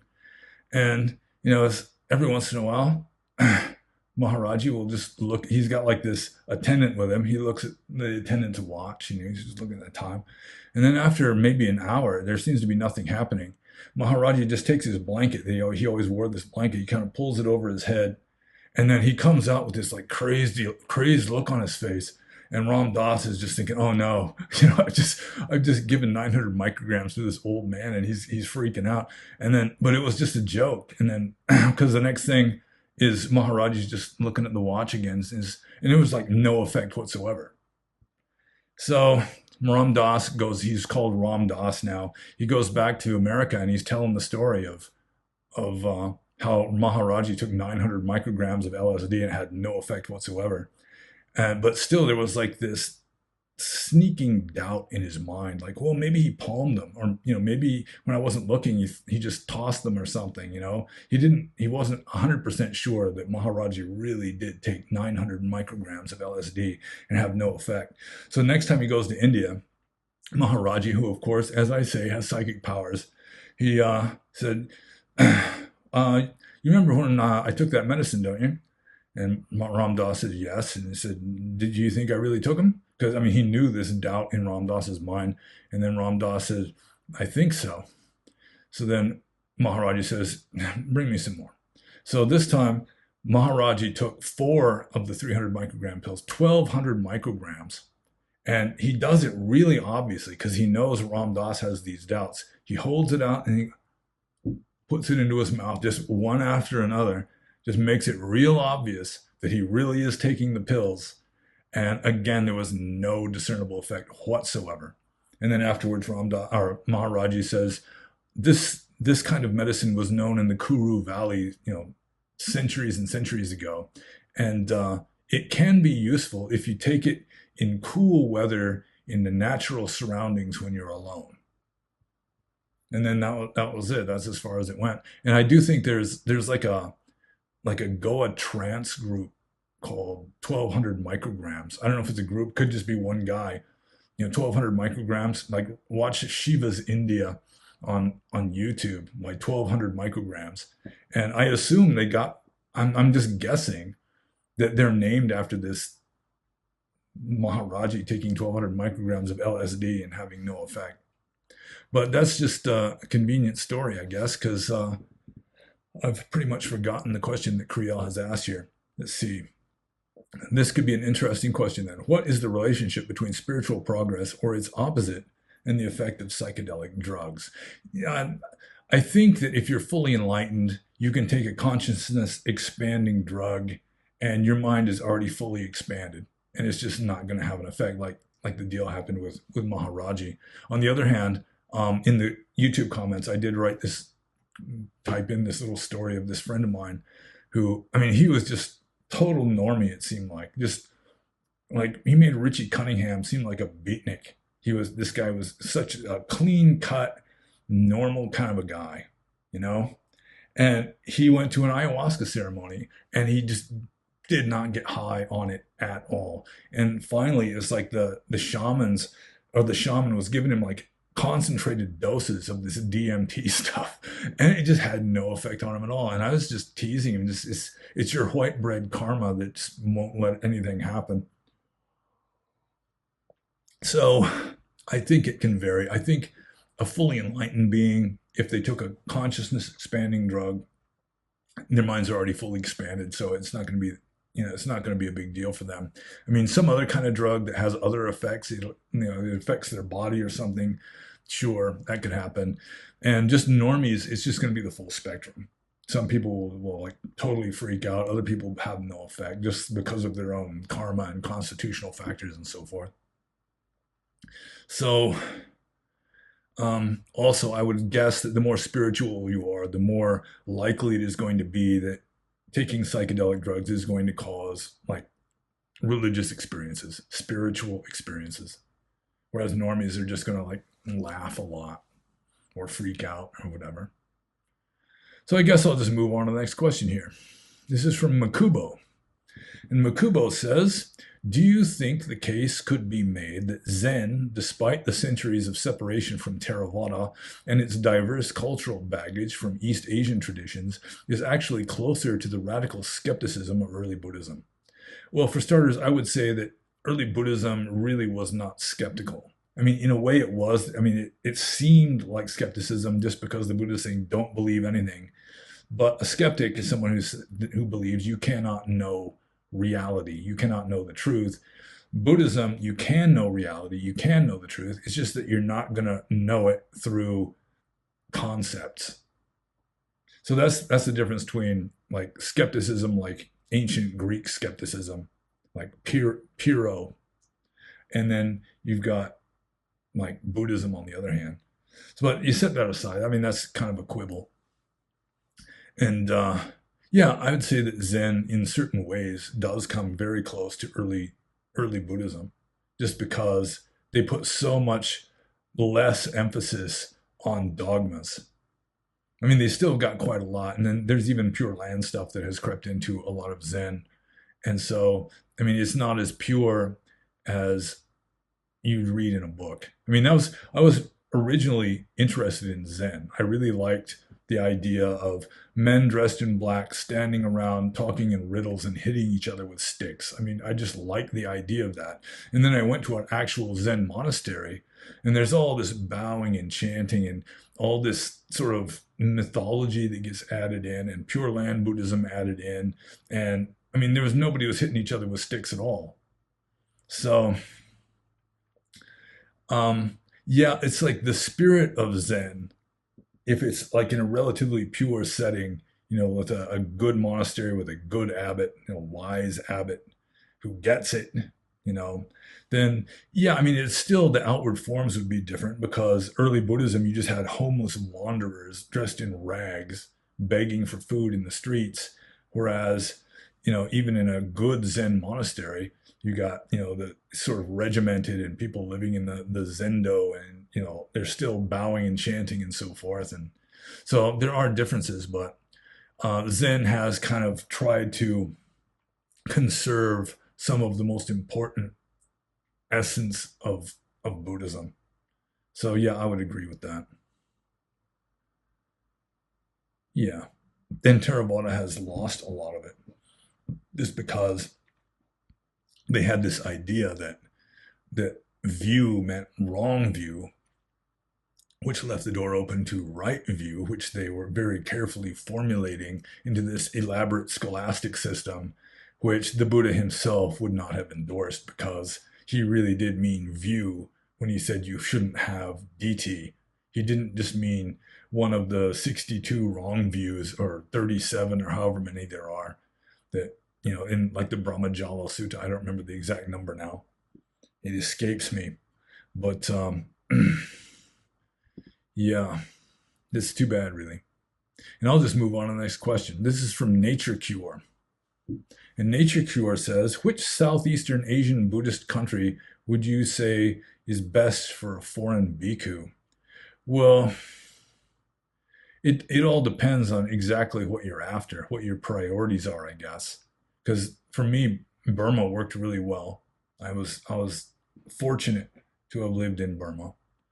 I mean, if you want like to be in a group that you conform to Thailand is more into group conformity, or at least they make it a policy, like an explicit policy. You have to conform to the group. Whereas in Burma, Burmese people are so conformity oriented anyway that they never made a rule, so that when some crazy Westerner like me comes along that doesn't follow the rules, they really don't know how to deal with it. And I just noticed that this camera is kind of crooked. Yeah, it's just gonna have to stay that way because the thing that the computer is standing on is slightly crooked. Or maybe just the room is slightly crooked. Maybe we can just blame the room. So anyway, getting back to Nature Cure's question here, which Southeastern Asian Buddhist country would you say is best reformed? Because, well, if you say Southeastern Asian, then that rules out Sri Lanka. So you're really pretty much just left with two, which would be Burma and Thailand. And it's just a matter of personal taste whether you would prefer Burma or Thailand. Thailand, it's easier to get in. You know, it's more of a westernized country. They have stricter Vinaya in general there, more Dutanga or just optional ascetic practices. In Burma, there's more scholarship and also more meditation. And also, like I said, there's less emphasis on you have to conform. And so you can just follow your own conscience in Burma more easily than you can in Thailand. Although, if you're a conspicuous Westerner, you won't be able to just wander around freely, like in populated areas. If you want to wander around freely, you're going to have to go out into a forest and take a lot of malaria medication with you. So it's a matter of personal preference, like whatever works best for you. I guess you could also include other countries like Malaysia. There are a number of Theravada Buddhist monasteries in Malaysia, but it's a non-Buddhist culture. It's mostly Asian, like ethnic Chinese people living in Malaysia that support Buddhism because, as I was saying earlier, ethnic Malaysians, it is illegal for them to become Buddhists or even listen to a Buddhist sermon. Bali in Indonesia, there's a number of Theravada Buddhist monasteries there. That's technically, Indonesia is technically in Southeast Asia. I really don't know what the situation in Cambodia or Laos is with regard to Theravada Buddhism, but it's Laos, I think, is Marxist, or it was for a long time, so that Buddhism would not have been endorsed. And of course, in Cambodia, most of the monks were either just executed or just forced to disrobe. And so if you go to Cambodia, you're going to be finding a lot of like Goenka places and like Mahasi places and stuff there. So you might as well just go to Burma if you're after Mahasi. So let's see. Yeah, I guess I answered that one. I'll move on to Nature Cure's next question here, which is, do you believe Mahayana teachings can lead one to achieve enlightenment? Yeah, I think even Christian teachings can lead one to achieve enlightenment if one really has the talent, one has the parami, so to speak. Like I've said before, I think St. John of the Cross may very well have been fully enlightened. Maybe some Sufis. You know, I think like even some Stone Age, like an Eskimo shaman may have become fully enlightened just because, you know, if you're ripe for it, it's not going to take much. You know, it might just take one little nudge. So I do believe Mahayana teachings can lead one to achieve enlightenment, especially if it's sort of a Zen-like or like Pragya Paramita or Madhyamaka, like the really profound stuff that can just blow your mind. Then it still emphasizes meditation and so forth. That, yeah, I think it's possible. Hinduism also. I do not think that Theravada Buddhism has a monopoly on enlightenment. That is the official party line that only, I mean, like just about anybody, if they're a good person, can get into heaven, but that's still samsara. You're still stuck. But if you want to get completely off the wheel, you want complete enlightenment, you've got to be a Theravada Buddhist. That's the official party line. And that's one of those things that I've just never really been able to believe. I just can't buy it. So I'll just move on to the next question from Nature Cure, which is, do you believe Vajrayana teachings can lead one to achieve enlightenment? Yeah, I mean, like whoever composed the Tibetan Book of the Great Liberation was obviously a very advanced person. I can't say if they were enlightened or not, but I think it's attributed to Padmasambhava, who I think he wasn't Tibetan, but he was an Indian who became like a missionary of advanced Buddhist teachings in Tibet in like early medieval times, something like that. Um, yeah, like do I believe Vajrayana teachings can lead one to achieve enlightenment? I think a blow to the head can lead one to achieve enlightenment. I mean, there are stories of such things happening that you just have this blow to the head, or like in what's his name, John Ren Lewis. He got poisoned in Thailand and had a near death experience, and he had this awakening experience while he was having a near death experience from being poisoned. So I mean, if you're ripe, then it doesn't take much of a nudge to just push you over the edge. So yeah, I am skeptical of the Theravadan claim that Theravada has a monopoly on enlightenment, and that not only Theravada has a monopoly on enlightenment, but Theravadan monasticism. Because if you're not a monk and you somehow become enlightened, you got to ordain within like 24 hours, or you're going to die in some karmic freak accident. So I'll just move on to Nature Cure's next question here. Is cannabis accessible for bhikkhus in Burma? Um, Maybe, like in Shan State. In Shan State, it's up in the plateau of the like eastern Burma, and there's a lot of cannabis just grows wild there. There's fields of it, and the people there actually include it in certain recipes. Like there's some kind of chicken curry that has cannabis leaves in it. I've never actually seen cannabis plants growing in Burma, but I've been told this. And I used to live with this old monk. He was like a subsistence farmer in a village up until he was in his 60s, I guess. And then he ordained in his old age as kind of a retirement plan. And he told me that he lived in Shan State for a while, and he grew cannabis just because some Indian friend of his gave him some seeds or something. And he said, "Oh, it makes your head go whoa, whoa, whoa." That was funny. This old Burmese monk. But for the most part, yeah, it's not a mainstream thing. It would be kind of a secret thing. So, Nature Cure's next question here. Is it considered to be unethical to other bhikkhus if one smokes cannabis? For the most part, yeah. Burma is a very traditional conservative country, and they view like an alcoholic pretty much the same way we would view a junkie, or at least the way junkies were viewed back in the 80s and 90s, back when there was still a kind of social stigma on it. Like I remember one of my main supporters, her family, in the certain part of Burma I lived in, one of my main supporters, her family was disgraced because her brother married the daughter of a fisherman. And that's just, a fisherman is just low social status because they're not good Buddhists because they kill animals for a living. So, getting back to cannabis here, yeah, I've never heard of a monk. I mean, some monasteries, I assume, especially in Shan State, where cannabis is more normalized, probably, but in the mainstream of Burmese culture, it's just unheard of. So, yeah, they would think that you're just taking an intoxicant, which for the most part you would be. I mean, if you're doing it recreationally, then it's against the rules anyway. It is allowable for a monk to take cannabis for medicinal purposes, but if you're just taking it because you want to get high, then you're breaking the rules, and it would be unethical in that to that extent, at least to that extent. So I'll just move on to the next question here. This is from Quick Quiz.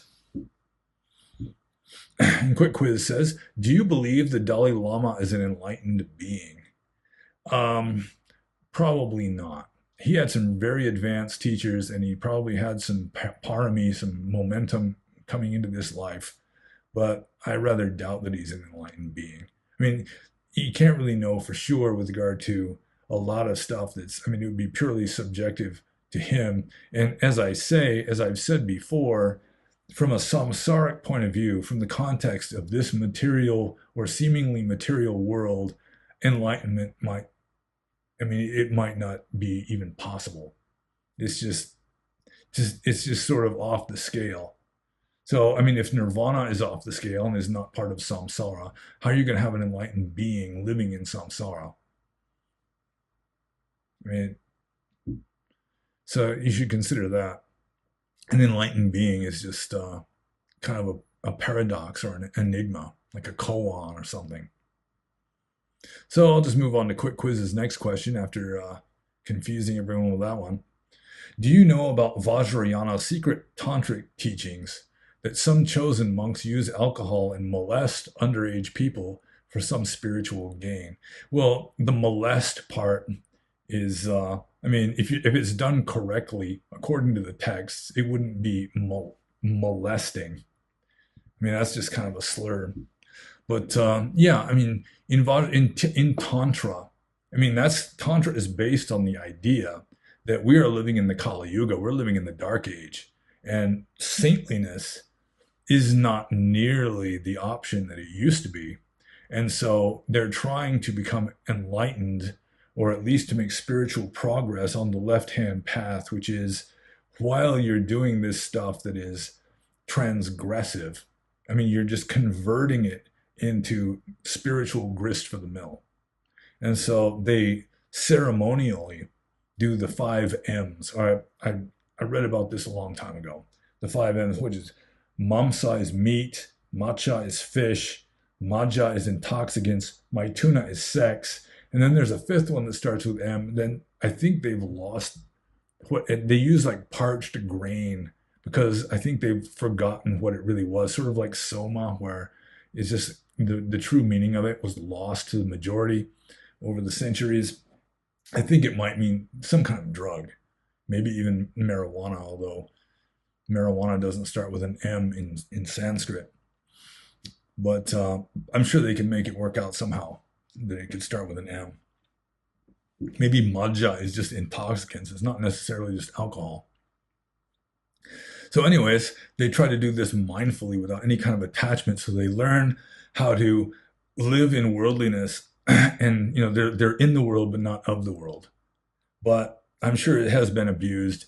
And of course, the cynics who view it from the outside will say, oh, they're molesting girls or whatever, without really understanding like the philosophy behind Tantra, and without having the faith that there really are some sincere practitioners who are trying to do it correctly in accordance with the principles of the thing. So, okay, I'll just move on to quick quiz's next question here. Sorry, quick quiz, I almost called you Nature Cure. Okay, so quick quiz's next question here. Could it be possible that the Vajrayana sect is corrupted by Mara and some other bad devas from the heaven realm already?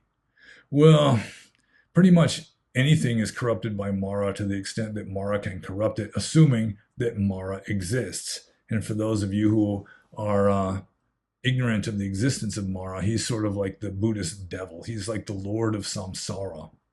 One difference he's got from the devil is that if he can't get you to be bad, he'll get you to be good, because even if you're in heaven, you're still stuck in samsara, because heaven is not an escape from samsara.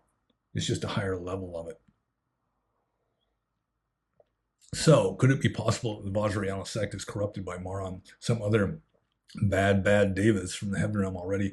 Well, I used to know a Vajrayana practitioner,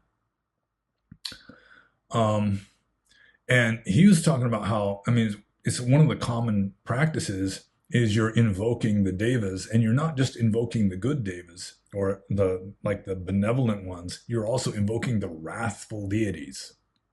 And so there is some playing with fire in Vajrayana, and that's kind of the whole point of it. Again, there's like tantric elements where you're taking all this worldly shit and transmuting it into gold, supposedly, if you're doing it correctly. And some people who can't do it right are going to get messed up by it, including by maybe some bad devas. So I'll just move on to quick quiz's next question here. Did Buddha teach any Tantra-like teachings? Well, the closest the Buddha came to Tantra-like teachings is like pointing out the dangers of sila bhata paramasa, or adhering to morality and observances. That I think it's very plausible, very possible. I won't say like for sure, but just reading like the Atthaka Vaga, which is one of the oldest fragments of like archaic Buddhism still in existence, that he's saying, monks should not follow rules. It's the rules got added later. This is before Vinaya rules started, taking hold in Sangha. You just, um, if you're like sincere in your desire to cultivate spirituality and follow dharma and so forth, you don't need rules. Essentially, rules are for troublemakers, to keep them behaving properly. So, yeah, I think the warning against rules, saying that people like whatever people might blame a monk for or praise him for, he has no interest in any of that. He does not get involved in that sort of thing. So that's kind of tantric. But I mean, having sex and uh, taking drugs and that sort of thing, yeah, that was not condoned. I don't recall any place where it is condoned in early polytexts or in late polytexts for that matter. Also, I guess it's okay to eat meat, so that would be kind of tantric, I suppose. So I'll just move on to quick quizzes. Next question: did Buddha teach any mantra? And I do not think so. I mean, if you read the Visuddhimagga and there's the list of the 40 standard like meditation methods, then some of it has been turned into mantra, like just meditating on the virtues of the Buddha, which got converted into, Idipiso Bhagava Araham Sama Sambuddho, etc., which is, the 9 qualities of the Buddha that you just recite it as a mantra, and then you finish that, and then you do one bead on the rosary. So, but it wasn't really intended originally to be mantra. You're just really supposed to be reflecting on the virtues of the Buddha, not just reciting, just like reciting this Pali, blah blah blah. That probably most Buddhists who recite it don't even know what it means entirely. It's just foreign language. It's Pali. So, yeah, there are no suttas that I recall where the Buddha is specifically teaching mantra meditation. Although, as I say, some mantra has been added, partly through like the recollection of the virtues of Buddha, Dhamma, Sangha, and the devas and so forth, and also like in Thailand especially, they do Buddho or Putto as a kind of mantra. Although I don't think that has any precedent in the suttas, not that I'm aware of. So I'll just move on to the next question. This is from Dan. And Dan says, maybe you, Panyobasa, can walk me through this. Enlightened beings cannot make bad karma, and enlightened beings live a choiceless life. Is this because they have attained absolute wisdom? Well, enlightened beings just don't make any kind of karma, good or bad. They're just not making karma anymore. And enlightened beings live a choiceless life. Is this because they have attained absolute wisdom? Well, it depends on how you look at it. I assume the orthodox explanation is that in their wisdom, they just naturally do the right thing, so they don't really have to make decisions anymore. I assume actually, if you want to be really super orthodox, like in Abhidhamma, they've got what Kiriya Chitta. They've invented this new kind of volition that an arahant has that doesn't make volition, that doesn't make karma, called Kiriya Chitta, or like functional consciousness. But it's not mentioned anywhere in the suttas. And there's a very unorthodox explanation that that I play with sometimes, that a fully enlightened being, it's like there's nobody there. And so their behavior is just going to be like a mirror of the karma of the people around them. that it's going to be like a projection of other people's karma and just their beliefs and expectations and so forth. Like Ram Dass said about Maharaji, that the better you got to know them, the more you realize that there was just nobody there. That he was just like a mirror reflecting your own karma back at you. So that would be another way that an enlightened being live a choiceless life and don't make any karma, because really there's nobody there anymore. They're just sort of like a holographic projection in a sense. So I'll just move on to the next question here. This is from A Myat Thue. And A Myat Thue says, not related with this video, but by any chance, have you been to Fort Lauderdale as a kapia with Burmese monk before you became a monk, maybe at least 30 or 40 years ago? And no, I'd never been to Texas until I rode a train through it on my way to South Carolina. So it wasn't me. And I'm not sure. The only Burmese monk I know of that lived in Texas or spent a lot of time in Texas was Thiragu Sayadaw. And when I was a young monk, and I mean, before I was a monk, I'd never heard of him. And after I became a monk, I did not have a high opinion of him because he did not follow Vinaya and just seemed like a businessman that wore monk's robes as a way of making more money. I mean, he charges exorbitant fees to give Dhamma talks, for example. And so, yeah, there is at least one Burmese monastery in Texas, possibly in Fort Lauderdale. So I assume that may be the monk, but I've never been there. I've never been to any Buddhist monasteries in Texas. So I guess I'll just move on to the next question then. This is from Dhamma River. And Dhamma River says, if it is desired Ananda, the Sangha may, when I am gone, abolish the lesser and minor rules. This is a quote from the Digha Nikaya number 16, or the Mahaparinibbana Sutta, the discourse on the final passing away of the Buddha. And Dhamma River says, nobody knows this, but if you could guess in your honest personal opinion, which are the rules the Buddha was referring to? Well, I mean, this could all be an anachronism, because in the early text, the Buddha was saying there shouldn't be rules. And there are indications that there really were no rules early on.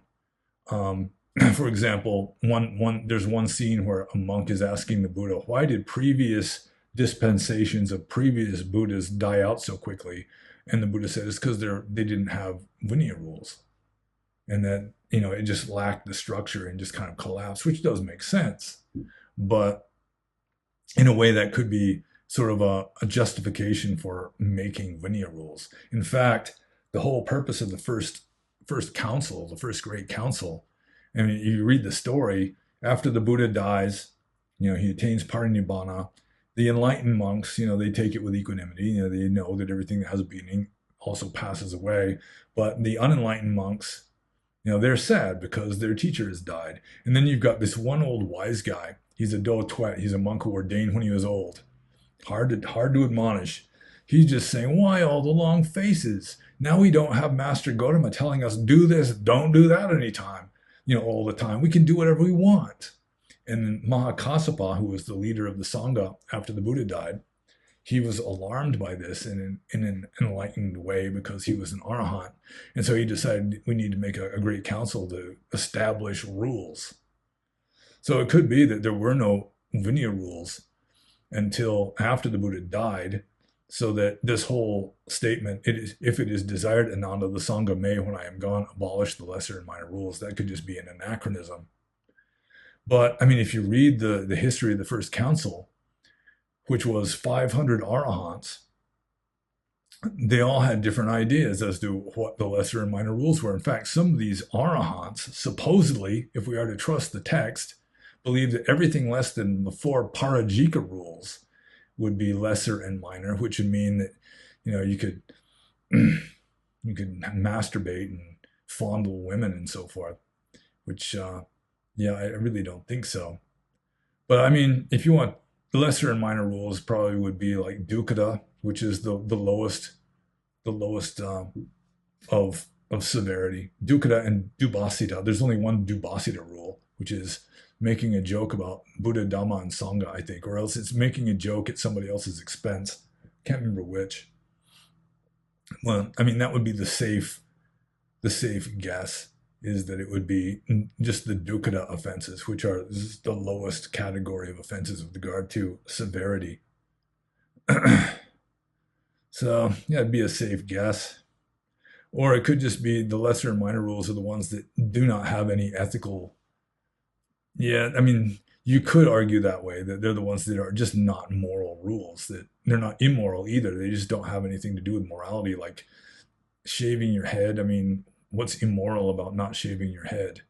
Or wearing robes of a certain color. I mean, what's immoral about wearing a red robe, even though it's against the rules? That sort of thing. But I just think probably just dukkhatas. But the whole thing may be just academic, because it could be an anachronism. So I'll just move on to the next question, which is from Tiggles. Can I get a shout out? Ah! I'm kind of hoarse. I can't yell very loud right now. Once I've been talking for 2 hours straight. So I'll just move on to the next question here. This is from EU Diva. Why did Buddha forbid translating his teachings into Vedic Sanskrit? Well, that's kind of a misconception. There's somebody asked, there were two monks that were like Brahmin priests before they were monks.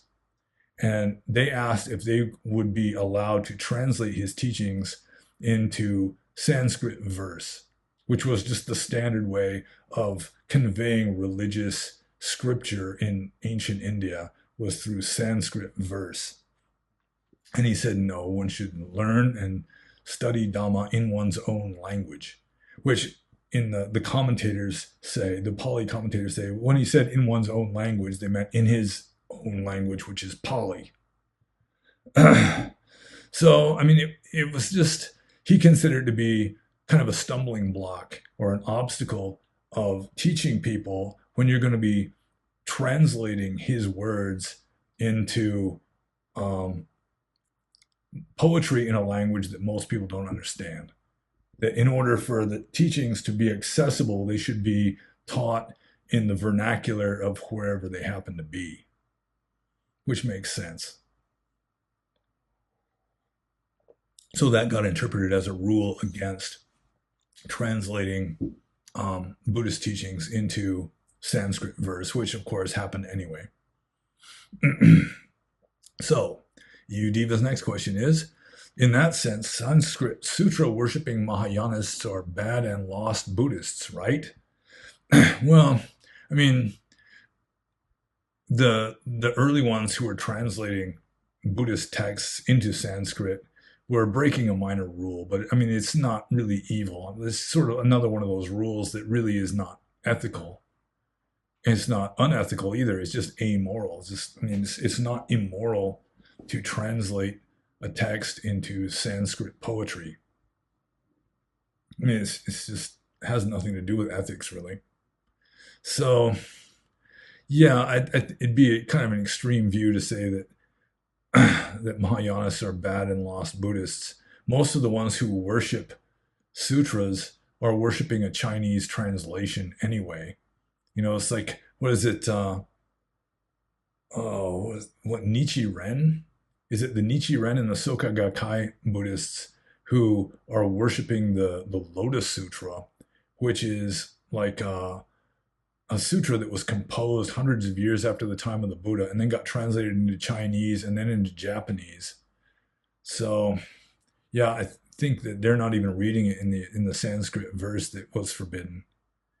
So, yeah, I don't think that they're necessarily bad and lost Buddhists just because they have their texts in Sanskrit verse or were originally in Sanskrit verse. They got better reasons than that. Some of them, I mean, some Mahayanists are bad and lost, but it's not because of that. I mean, when it gets to the point, like in Nichiren and Soka Gakkai, where the whole religion seems to be reduced to worshiping one book, which probably the Buddha did not compose, then yeah, I mean, you're off the tracks, but you're not necessarily evil. So I'll just move on to Diva's next question here. Is it possible that Hindus fooled early Mahayana Buddhists by giving them Vedic mixed up sutras in order to pollute Buddhism? I don't think so. Although in the text it was like proto Hindu Vedic priests who it was their idea to translate the Buddha's teachings into uh, Sanskrit verse, but I don't think it was done by anti-Buddhists in order to like poison the well of Buddhist Dhamma. Yeah, I think it was just like an Indian tradition that sacred scripture was in Sanskrit verse. And so, in order to honor the texts in up to the level of sacred scripture status, they got translated into Sanskrit verse by some schools of Buddhism. It was just more of an Indian cultural thing than any kind of conspiracy against Buddhists by non-Buddhists, probably, in my opinion. So I'll just move on to EU Deva's next question here.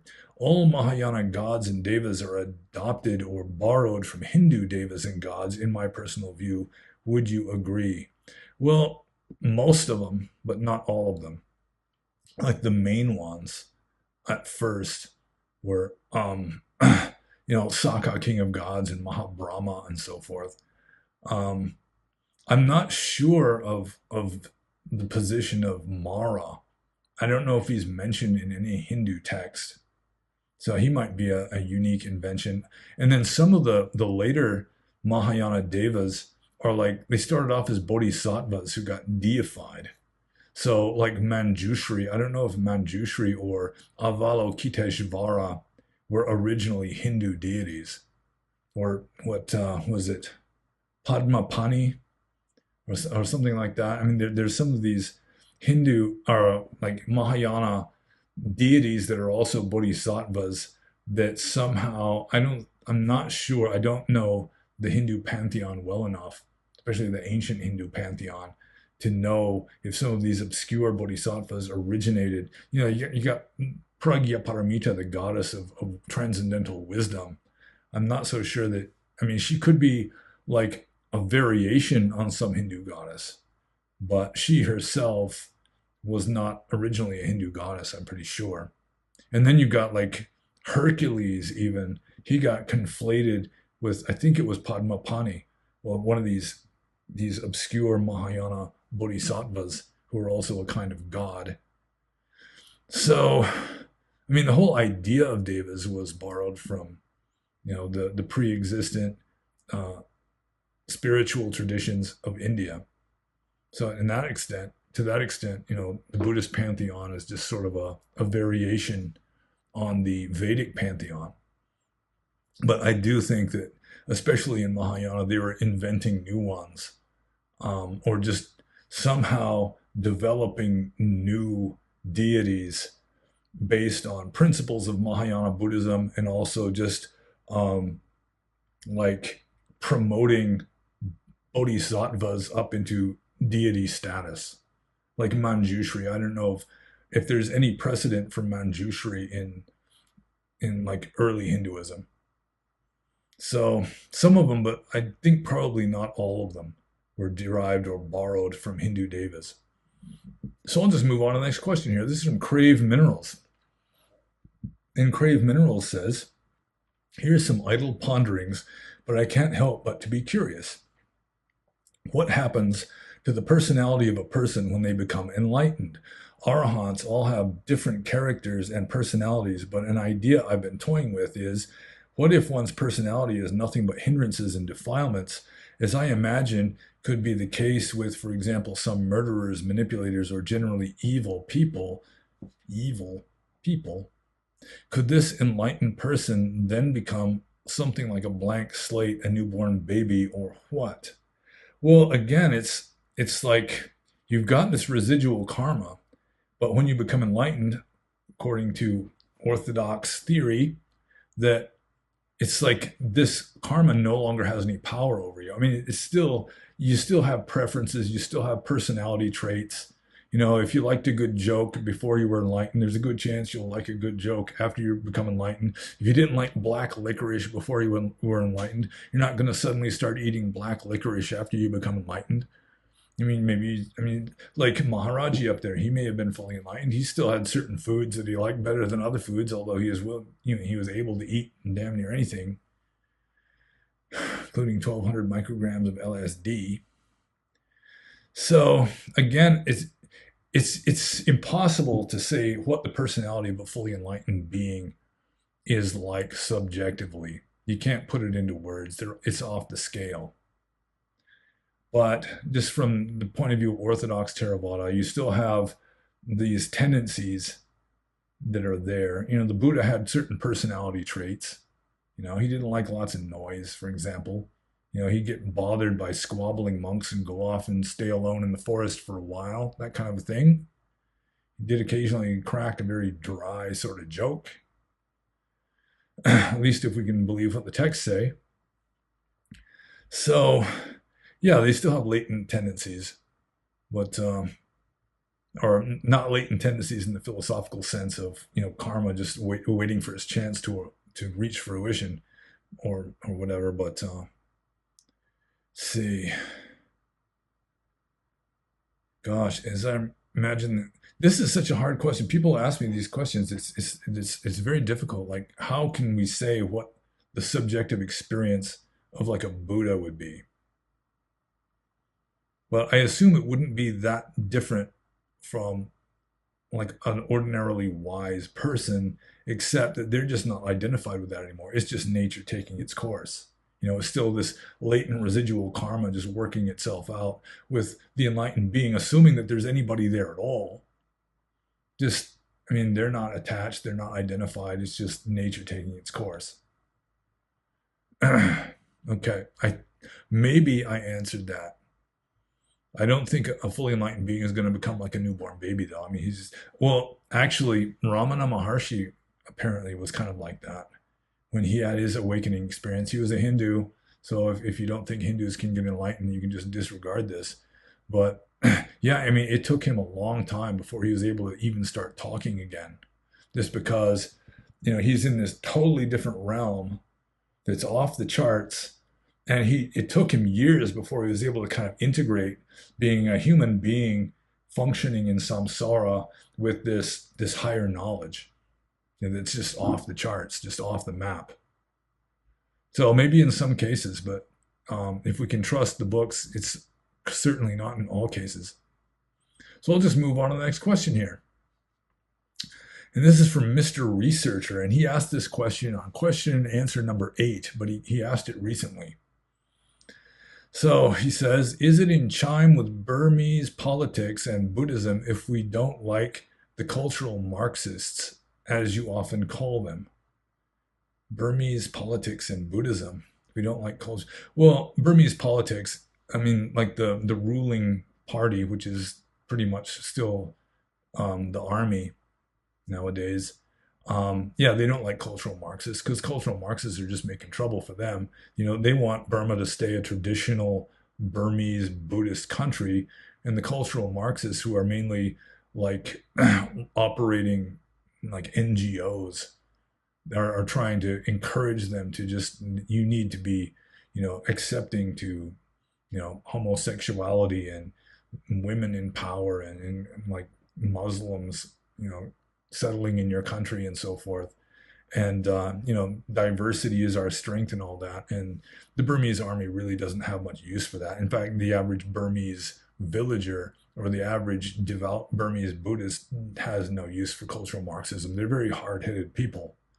And they're not just going to throw away what they cherish as a priceless treasure in order to adopt this new point of view that is sweeping across the westernized parts of the world, which is most parts of the world,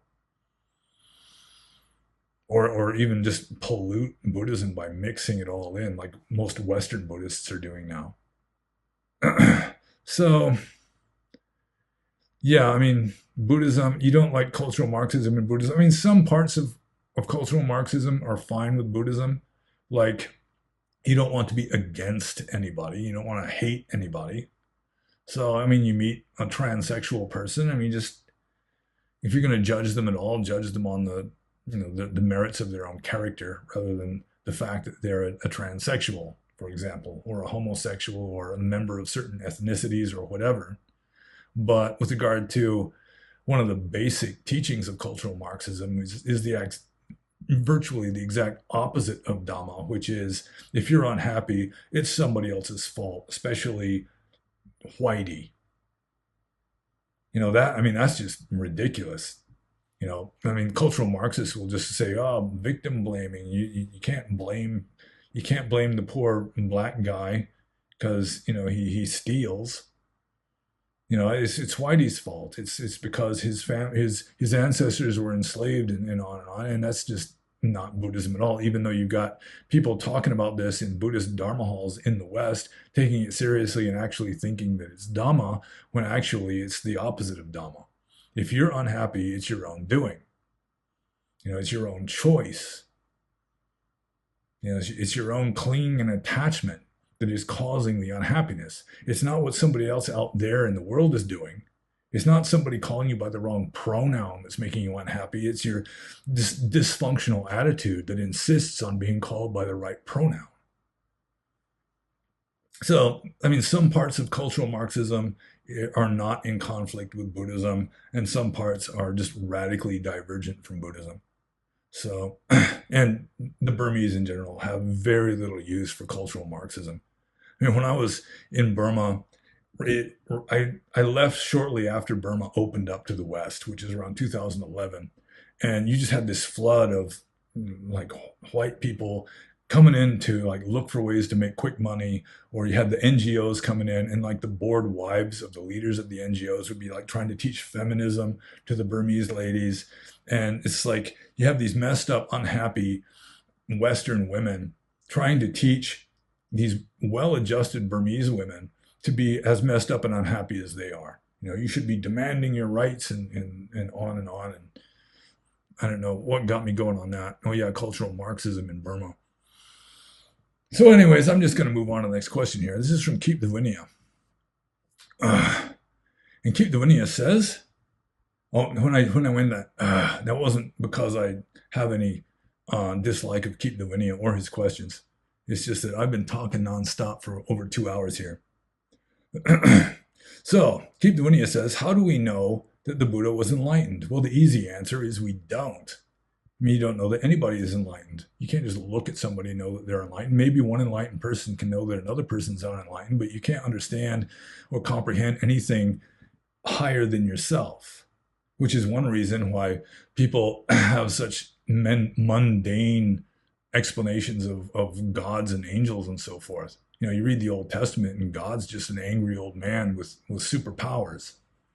It's because you've got people who are a kind of upgraded ape trying to imagine what like the supreme being is going to be like, or even a much higher being, and they can't because it's just beyond their comprehension. And furthermore, an enlightened being here in this world may just, it's maybe a contradiction in terms.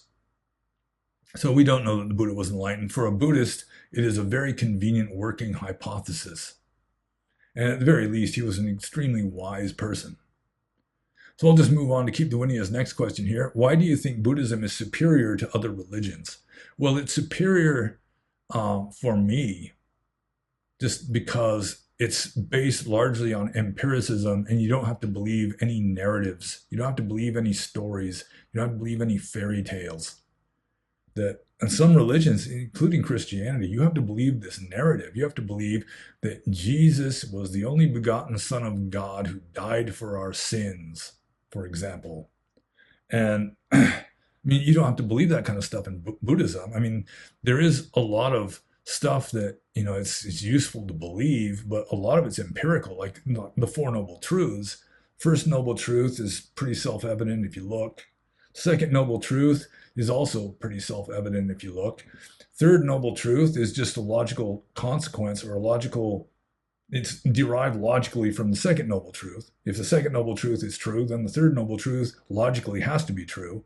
And then the fourth noble truth, the Noble Eightfold Path, at least you can learn through practicing it whether you're making progress or not. But for some people, they might be very faith-oriented or something. that some other system than Theravada Buddhism may work better for them. I mean, some people might actually do better as Christians than as Buddhists for some reason, just due to personality traits, constitutional factors, and somewhat, some such, I meant to say. So I was going to say something else right after that too, and then I said the wrong word, which caused me to correct myself, and then I took a drink of this delicious nectar that I am consuming, and I forgot what I was going to say. Do I think that Buddhism is superior to other religions? It depends on the context. I mean, any kind of superior or inferior argument is going to be a value judgment. I mean, superior or inferior, they rely on context. I mean, I had one person recently trying to call me a racist who thinks one race is superior to another race. And I'm like, superior? I mean, when have I ever said that? I mean, it's like, with regard to what? With regard to what's the context? And really, that's, I mean, superior. I mean, you have to say, if you're going to say something is superior, you have to say, in what way? I mean, do I think that Buddhism is superior with regard to its ability to get people enlightened? I'm not so sure about that, or especially like Theravada Buddhism. Theravada Buddhism has become so dogmatic that, in a way, that's sort of an obstacle to enlightenment. If people are really that dogmatic, they're clinging to these teachings, some of which are not authentic teachings of the Buddha, in my opinion, then yeah, and I've said before that I would not be surprised if there have been more enlightened Hindus than enlightened Theravada Buddhists, partly because Hinduism is more wide open. It's not so constricting with regard to what you have to believe. So, for some people, Buddhism is superior to other religions. And I think in general, it's one of the best, possibly the best, but that's just my opinion. So, next question from Keep the Vinaya. Suppose someone asks me why I am a Buddhist. Do you think it is a good answer that I believe in Buddhism because no other religion has such a logical foundation, because the Four Noble Truths are the most logical and indisputable foundation a religion can have? Logic itself is no indication of truth. Like Nietzsche, his philosophy is pretty logical and self-consistent, but that doesn't mean Nietzsche was right. So logic, I mean, it's better to say it's more empirical, maybe more objective, which I think might be true. And it's not just the Four Noble Truths, it's, the three marks of existence and just the efficacy of the mindfulness and so forth. The efficacy of the meditation techniques and the practices. I mean, that's even more important than the underlying philosophy. Does the practice, make you have spiritual progress, or help you to have spiritual progress, or at least not get in the way of it? So, I mean, if a good answer would be the true answer. I mean, why do you believe in Buddhism? I mean, it would depend upon you. So, but for me, I wouldn't say I think I'm not a Buddhist because Buddhism is more logical. I mean, to a large extent it is, but that's not really why I'm Buddhist. I mean, if I was a Buddhist just because it was logical, I mean, I'd be a logician. That would be even better. But yeah, it's empirical and objective. I think that would be good, and it just works. I mean, that would be the proof of the pudding there is in the eating. I mean, it just works. I mean, it might not necessarily work in getting everybody enlightened, but most people don't even want to be enlightened. So, I mean, it gets you as far as you want to get, really, deep down. If you don't get very far, one of the reasons may be that you just don't want to get very far deep down. You don't want to lose your identity or something, because that happens a lot. People start meditating and they start getting scared and want to stop meditating because their ego starts to dissolve or something. But also, it just may be that some people are just more irrational, more heart and feelings oriented and so forth. So a more devotional, like a bhakti yoga kind of a thing might actually work better for them. So I'll just move on to Keep Davinia's next question, which is the goal in Buddhism is to leave the painful cycle of reincarnation. But why did the Buddha never actually draw the simple conclusion of not bringing another life into the world? Where there is no life, there are no desires, and if there are no desires, there is no suffering. Well, I mean, some of the Vedic Brahmins used to say that the Buddha was a destroyer of life because he was advocating celibacy, at least for his more serious followers. And with regard to the people that aren't his serious followers, why would he advocate celibacy for normal people living in a village? I mean, in ancient India, I mean, if you were a layperson, your children were your social security. There were no pension plans in those days. There was no social security, no Medicare, anything like that. It was your kids would support you when you got old. So, yeah, I mean, he was a sensible person. I mean, he advocated celibacy, not raising a family for the people that really were keen on becoming enlightened in this very life, but for the people who just wanted some peace of mind, some happiness. He wasn't going to say, well, you got to be celibate. Because, I mean, that's a very strong desire for most people. Most people just can't be celibate. It's not for everybody. So the Buddha was wise and he knew what was going to fly and what wasn't going to fly. He wasn't insisting on not killing animals for meat. He didn't insist on not having wars. He could point out that, it causes suffering and that's not good for you to do it. And I mean, he pointed out sensual pleasures, especially sex, as it's as much trouble as it's worth, at least. But I mean, he's not just going to go around telling everyone they got to stop having kids. I mean, that would just be silly. It would just make him less influential and less able to help people. So I guess I'll just move on to the next question here. Also from Keep Davinia. And remember, the new rule is no more than 4 questions each. And it might go down to 3. Let's call it 3 plus a free bonus question. So the next question here is, what are your thoughts on the following quote of Schopenhauer? Which is as follows: if life, the craving for which is the very essence of our being, were possessed of any positive intrinsic value, there would be no such thing as boredom at all. Mere existence would satisfy us in itself, and we should want for nothing, unquote. Well, yeah, I can agree with that, I suppose. I mean, if life were possessed of any positive intrinsic value, I mean, still, you could say that even if something is possessed of some intrinsic value, that doesn't mean that it's never going to be burdensome to you. But yeah, in general, I agree with that. I mean, especially the first part where it says that life, the craving for which is the very essence of our being. Yeah, that's Schopenhauer's will right there. But yeah, overall, I pretty much agree with that. I mean, it's not entirely a logical, conclusive statement.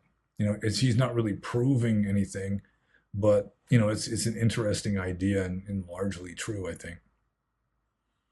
So I'll just move on to the next question, which is from Cool Whip. And there's a lot of explanatory essay that accompanies this question, which can be viewed if one reads the comments to the previous Q&A video from Cool Whip. I do like how the whole thing begins, though, which is, Dear Master of Eclecticism. And the question that is embedded in the essay is, how does one not fall into deep depression living in a worldly life according to truths Buddhism teaches? And he says here, the World Health Organization defines depression as lack of interest or pleasure in previously rewarding or enjoyable activities. Well, I wouldn't define depression as that. I would define depression as just like a contraction of one's consciousness. But what the World Health Organization defines as depression would be probably nibbida.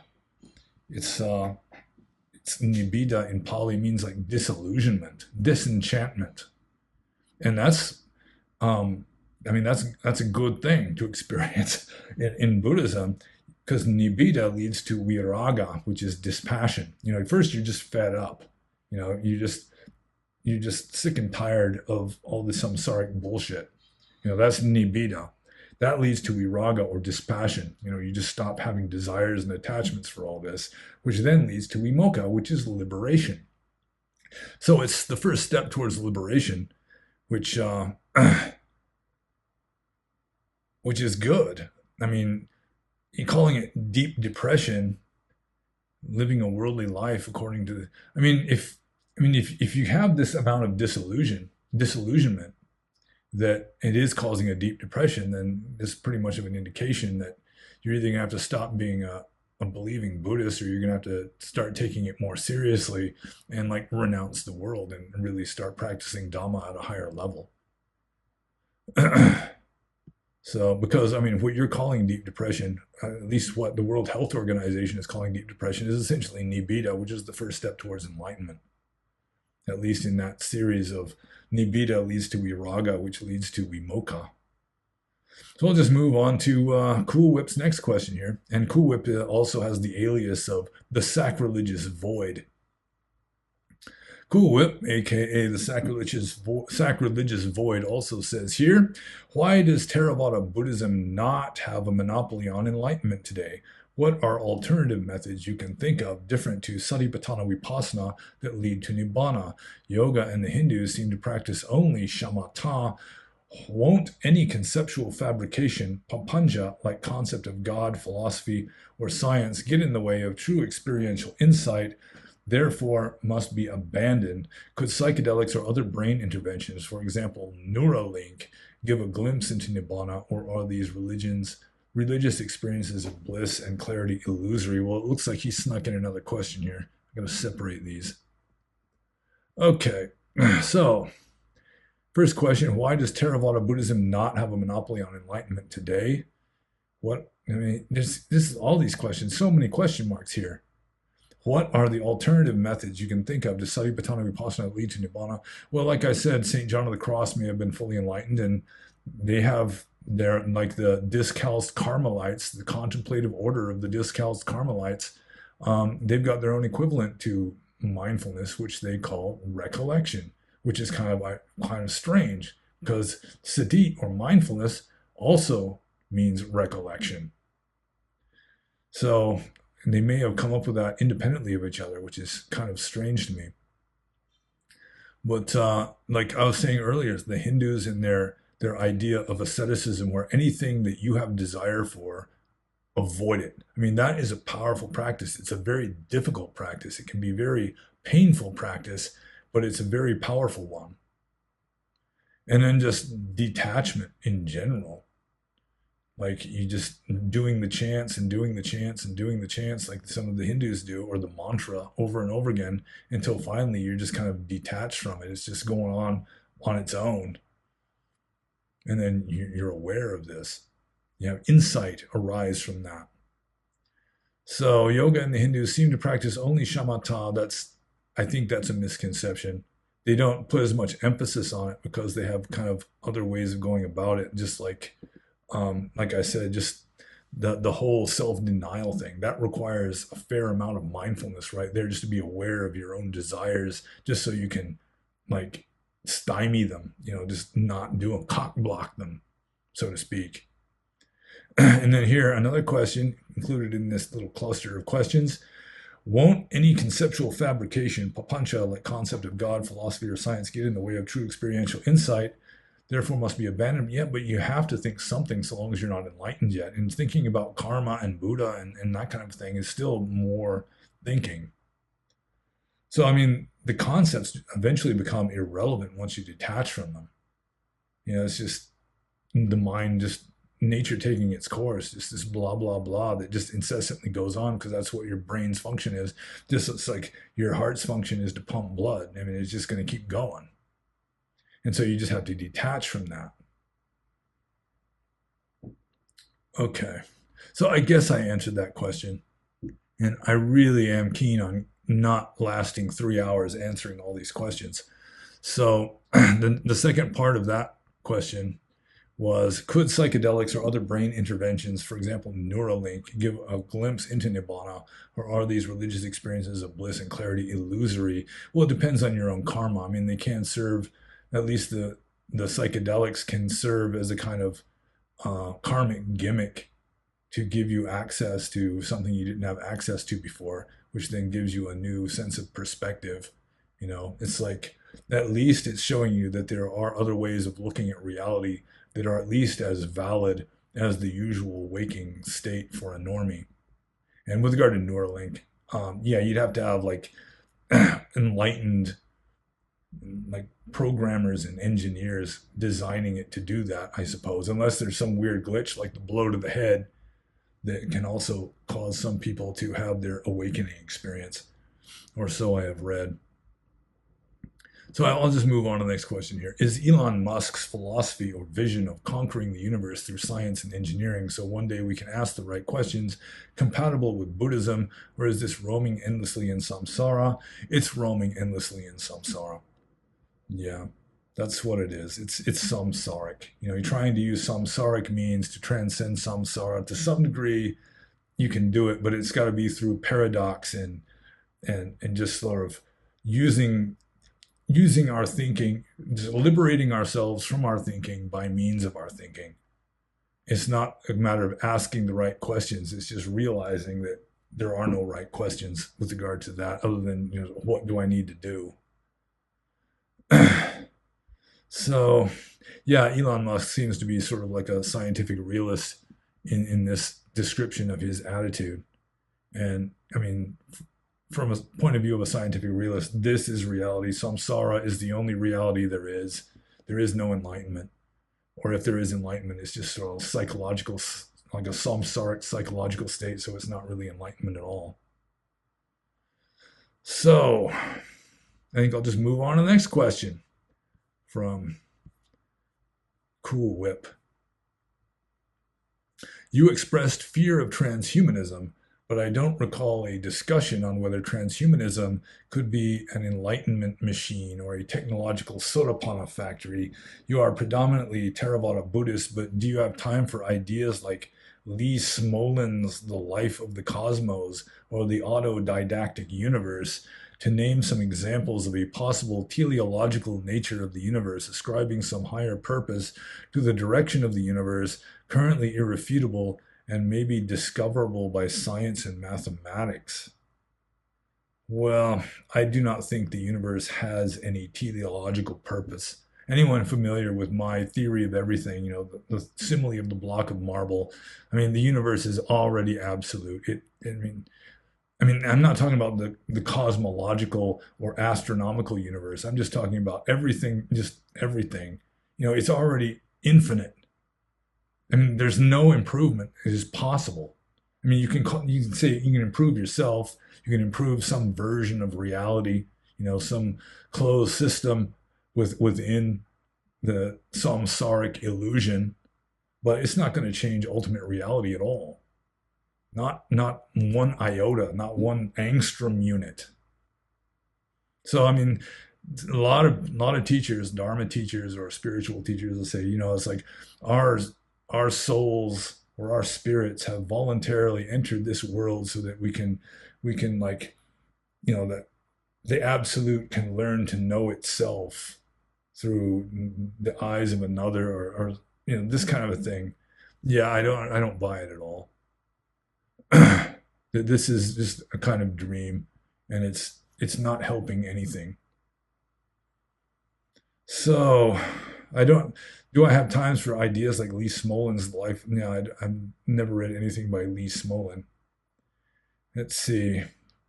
To name some examples of a possible teleological nature of the universe, ascribing some higher purpose to the direction. Yeah, there is. No, I do not think there is any teleological higher purpose to samsara. So, and for it to be discoverable by science and mathematics, no, you need to read some Kant, I think, in his critique of science. It's like no scientific evidence, no kind of empirical scientific evidence or theory is going to get anyone even 1 inch closer to understanding the thing in itself. The thing in itself is just off the scale. You cannot use samsaric means to know it. It's like a character in a book trying to understand the author within the context of the book. So I guess I'll just move on to the next question here. This is from John. And John says, do you have any book recommendations on the subject of Buddhism's decline due to Islamic invasion?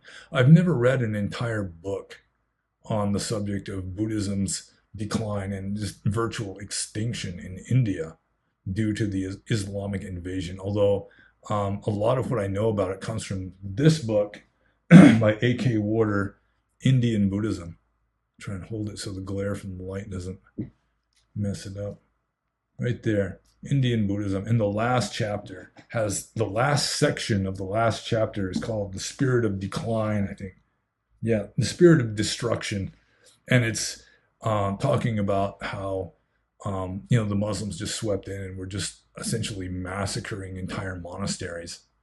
And that's no exaggeration. And he uses the Muslim sources themselves where they're bragging about having massacred entire monasteries. So, and I haven't read this book in a few years, but I think he's probably explaining how just having marauding Muslims killing off monks and wiping out Buddhist universities and so forth caused just the collapse of Buddhism, because Buddhism in northern India, or throughout most of India at that time, was becoming it was based on like scholastic monasteries. And when those collapsed, it was sort of like what happened with Thailand when the Burmese invaded Thailand, back when it was called Siam, back when Ayutthaya was the capital. It just caused a collapse of their ecclesiastical structure, and it never really fully recovered. And this was a few hundred years ago. Except in India, it was even worse because the Burmese weren't like systematically just sweeping through and wiping out every monastery they found. So, yeah, I mean, this book by A.K. Warder, Indian Buddhism, would be, at least the end part of it. It's the only book on my bookcase that really discusses the topic. So I'll just move on to the next question. And this is from I'm With It. And I'm With It says, I work for the Forest Service with 2 chicks who identify as they, them, and police other people's use of language to protect their fragile worldviews. Upon meeting my crew, we were asked to say our names and pronouns. We all have views unique to our conditioning and karma, but I feel like there are infinite ways of connecting with people in the workplace without having them adhere to your opinions. Have you been associated with anyone who has gender dysphoria in the US? I'm curious if someone's ever asked you what your pronouns are. I've never actually had any kind of real interpersonal interaction with a transsexual here in the US. There was a few in Burma where it's in some ways it's more common. At least it's more mainstream. It's more acceptable to conservatives in Burma just because of their belief in karma and rebirth and transition from male to female over a series of births and so forth. But I'm curious if someone's ever asked me what my pronouns are, not to my face. I mean, sometimes you're filling out a form or something, and it'll ask what your pronouns are, or if it's male gender or non-binary or whatever, that kind of thing I've seen. But yeah, if somebody were to ask me what my pronouns are, I'd just be like, are you kidding? Are you joking? I'll just let them guess. You can just let them figure it out for themselves. So I'll just move on to the next question here from I'm With It. What are your views on the border crisis in southern Arizona? You have humanitarian and aid groups like No More Deaths, fully staffed by deep leftist Marxist types who go out and supply water to dying immigrants crossing over the border. Is this an instant of mixed karma? Well, I've already worn the fez from Madhyamaka. Since we're talking about Arizona, I'll wear this one. Okay. what are my views on the border crisis in southern Arizona? Well, it's it's a complete artificial crisis created largely by the government because they want illegal aliens, and it's like the ruling elites of both parties. You know, you've got the dying out ruling elites of the conservative party who are being replaced by populists, and then you've got the neo liberals and also some fair amount of like commies on in the Democratic Party. They want illegal immigrants for different reasons. It's like the old neoconservative or the neocons. They just wanted cheap labor, whereas the left, they want this like a voting bloc voting for more socialist handouts. So that's pretty much my view on the border crisis in southern Arizona. I mean, it's like people who don't give a shit about the prosperity of America. They think the prosperity of America is some kind of affront to the world, or they just are in a state of denial with regard to what actually causes prosperity. And it's certainly not diversity. I mean, history shows that again and again. So let's see. Humanitarian aid groups like No More Deaths, fully staffed, who go out and supply water to dying immigrants crossing the border. Is this an incident of mixed karma? Well, I mean, there's nothing wrong with giving water to somebody dying of thirst, even if they're a criminal. From a Buddhist point of view, you got somebody, they walked 2,000 miles to illegally enter this country just because, it's just this, everyone knows that President Biden loves illegal aliens. He's not going to do anything. He gives them free phones and stuff. He gives them money. Why not? I mean, you can make more money living on welfare in America than you can by herding goats in Honduras. Why not? So they come up here, cross the border illegally, making them criminals, and but they're dying of thirst, and so somebody gives them a drink of water. I mean, yeah, there's nothing wrong with that sort of thing. Helping people in need, I guess, but yeah, I mean, if it's also that they want to just bring down whitey in the USA, if that's their motivation for being there in the first place, if their motivation is just they want to alleviate suffering, then that's one thing. If their motivation for being there is, to bring down whitey, to bring down the evil colonialist USA, and American imperialism and all that, then yeah, that's negative. So yeah, it would be mixed karma. But then again, everything is mixed karma. Pretty much anything that we do is mixed karma because there's always going to be a certain amount of delusion. So long as we're unenlightened, there's going to be a certain amount of desire and delusion involved. So you're never going to have pure good karma. Never. There's no such thing as pure 100% good karma. There's always going to be a shade of gray. There's always going to be, some bad karma mixed in with it. But this would be, this could be sort of one of those 50-50 cases where, you're trying to destroy America by helping unfortunate people dying of thirst who are entering the country illegally. So yeah, that would be a mixed karma thing. But pretty much all karma is mixed karma.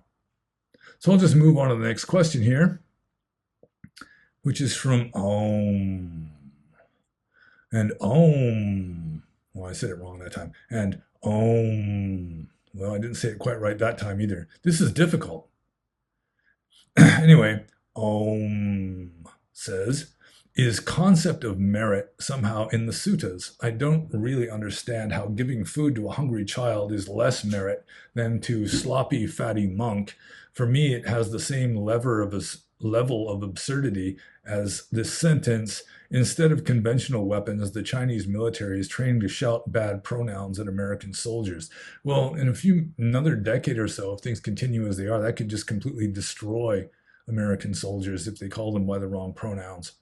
But yeah, there is the concept of merit, or just the effects of your meritorious deeds.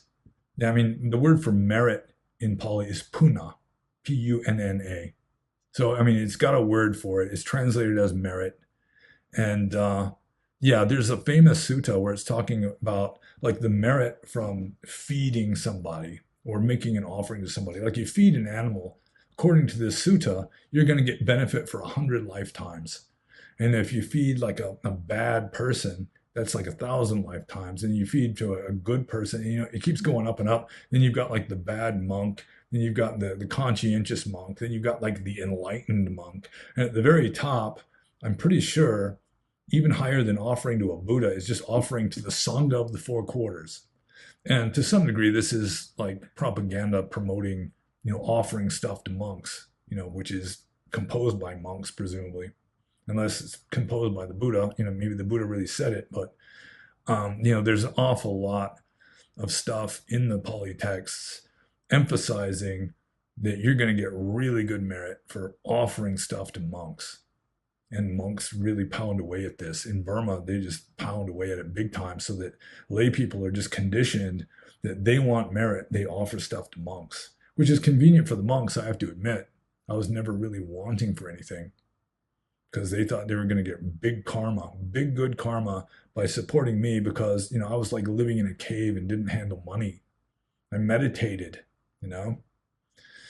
So, yeah, there are suttas discussing that very principle. And like, if you diss a Buddha, or you like show flagrant disrespect for an enlightened being, yeah, you're in big trouble, way more trouble than if you express flagrant disrespect for a dog. Like there's one, the Kokalika Sutta, I think. There was this monk, Kokalika, who was bad mouthing, I think it was Sariputta and Moggallana, to the Buddha. He was saying, they've got, they're crooked. They're not good monks, and the Buddha's warning him, don't say that. And he just keeps up with it. And then as he walks away, he just breaks out in these sores that gradually get bigger and bigger and bigger until they break, and then he just dies as a result of dissing an arahant, or in this case, two arahants. But it wouldn't happen if he was dissing a dog or just a foolish person. Likewise, there's one story of, I think it was a Pacceka Buddha going for alms. And there was this rich man who had some leftovers from some meal or something. And he has the servants go out and offer it to this Pacceka Buddha. And then afterwards, as the Pacceka Buddha is walking away, he feels regret or remorse. It's like, I could have just fed that to the servants.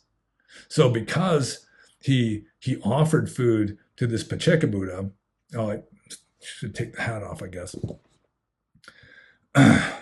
So after he offers this food to the Pacceka Buddha, or because he does, he goes to heaven for a zillion gajillion years. But because he regretted it afterwards, he also had to go to hell for a zillion gajillion years, just for this one little act with regard to a Pacceka Buddha. So with regard to like saints, fully enlightened beings, you got to be real careful.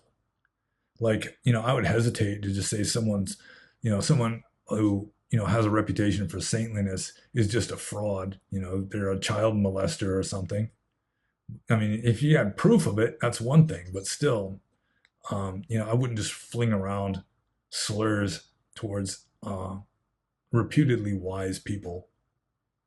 But yeah, getting back to the question of Om, it's, the concept of merit, or puna, or is it punya? Oh man, I'm getting real rusty in my Pali. Punya. Yeah. Yeah, punya, that's it. So yeah, so the concept is there, yeah, and there's a lot of stress on it. So I'll just move on to the next question, which is the very last question. So we are keeping it less than 3 hours. And remember, no more than 4 questions per person next time. And this is from Mama. And Mama says, do dogs have karma? For example, spoiled Western dogs and Asian and African street dogs. And the answer is yes. Any conscious, sentient being with a mind is going to make karma and experience the results of karma. And, according to Buddhism, you can be reborn as an animal under certain circumstances. Animals, they go up or down. There's like a frog that went to heaven, some famous case of a frog that went to heaven. So, it wouldn't be able to go to heaven if it didn't have karma, would it? So, yeah, they've got simpler karma than we do because we're more complicated than they do. But yeah, and usually the karma of animals is very animalistic, and so they stay stuck at the animal level for a long time.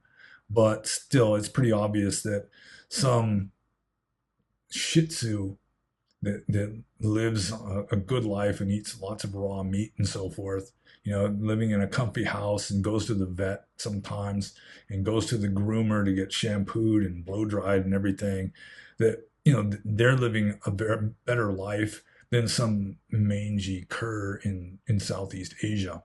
And that's because of karma. So, yeah, dogs have karma. Any kind of being that has volitions, any kind of being that has will or chetana is making karma. And it may be simpler karma or even more complicated karma if you're like above the human level. But yeah, it's still there. And Schopenhauer would probably even go so far as to say that even like inanimate matter would have a kind of karma because it's will that is causing it to exist. So I answered all the questions, by golly, and it's less than 3 hours through some astonishing miracle. And yeah. So if you have any questions, feel free to ask them. No more than 4, please. And you just leave them in the comments below. And click the like button if you haven't already, and subscribe if you haven't already, and read the URL links if you haven't already, including the little advertisements for my books. And be happy.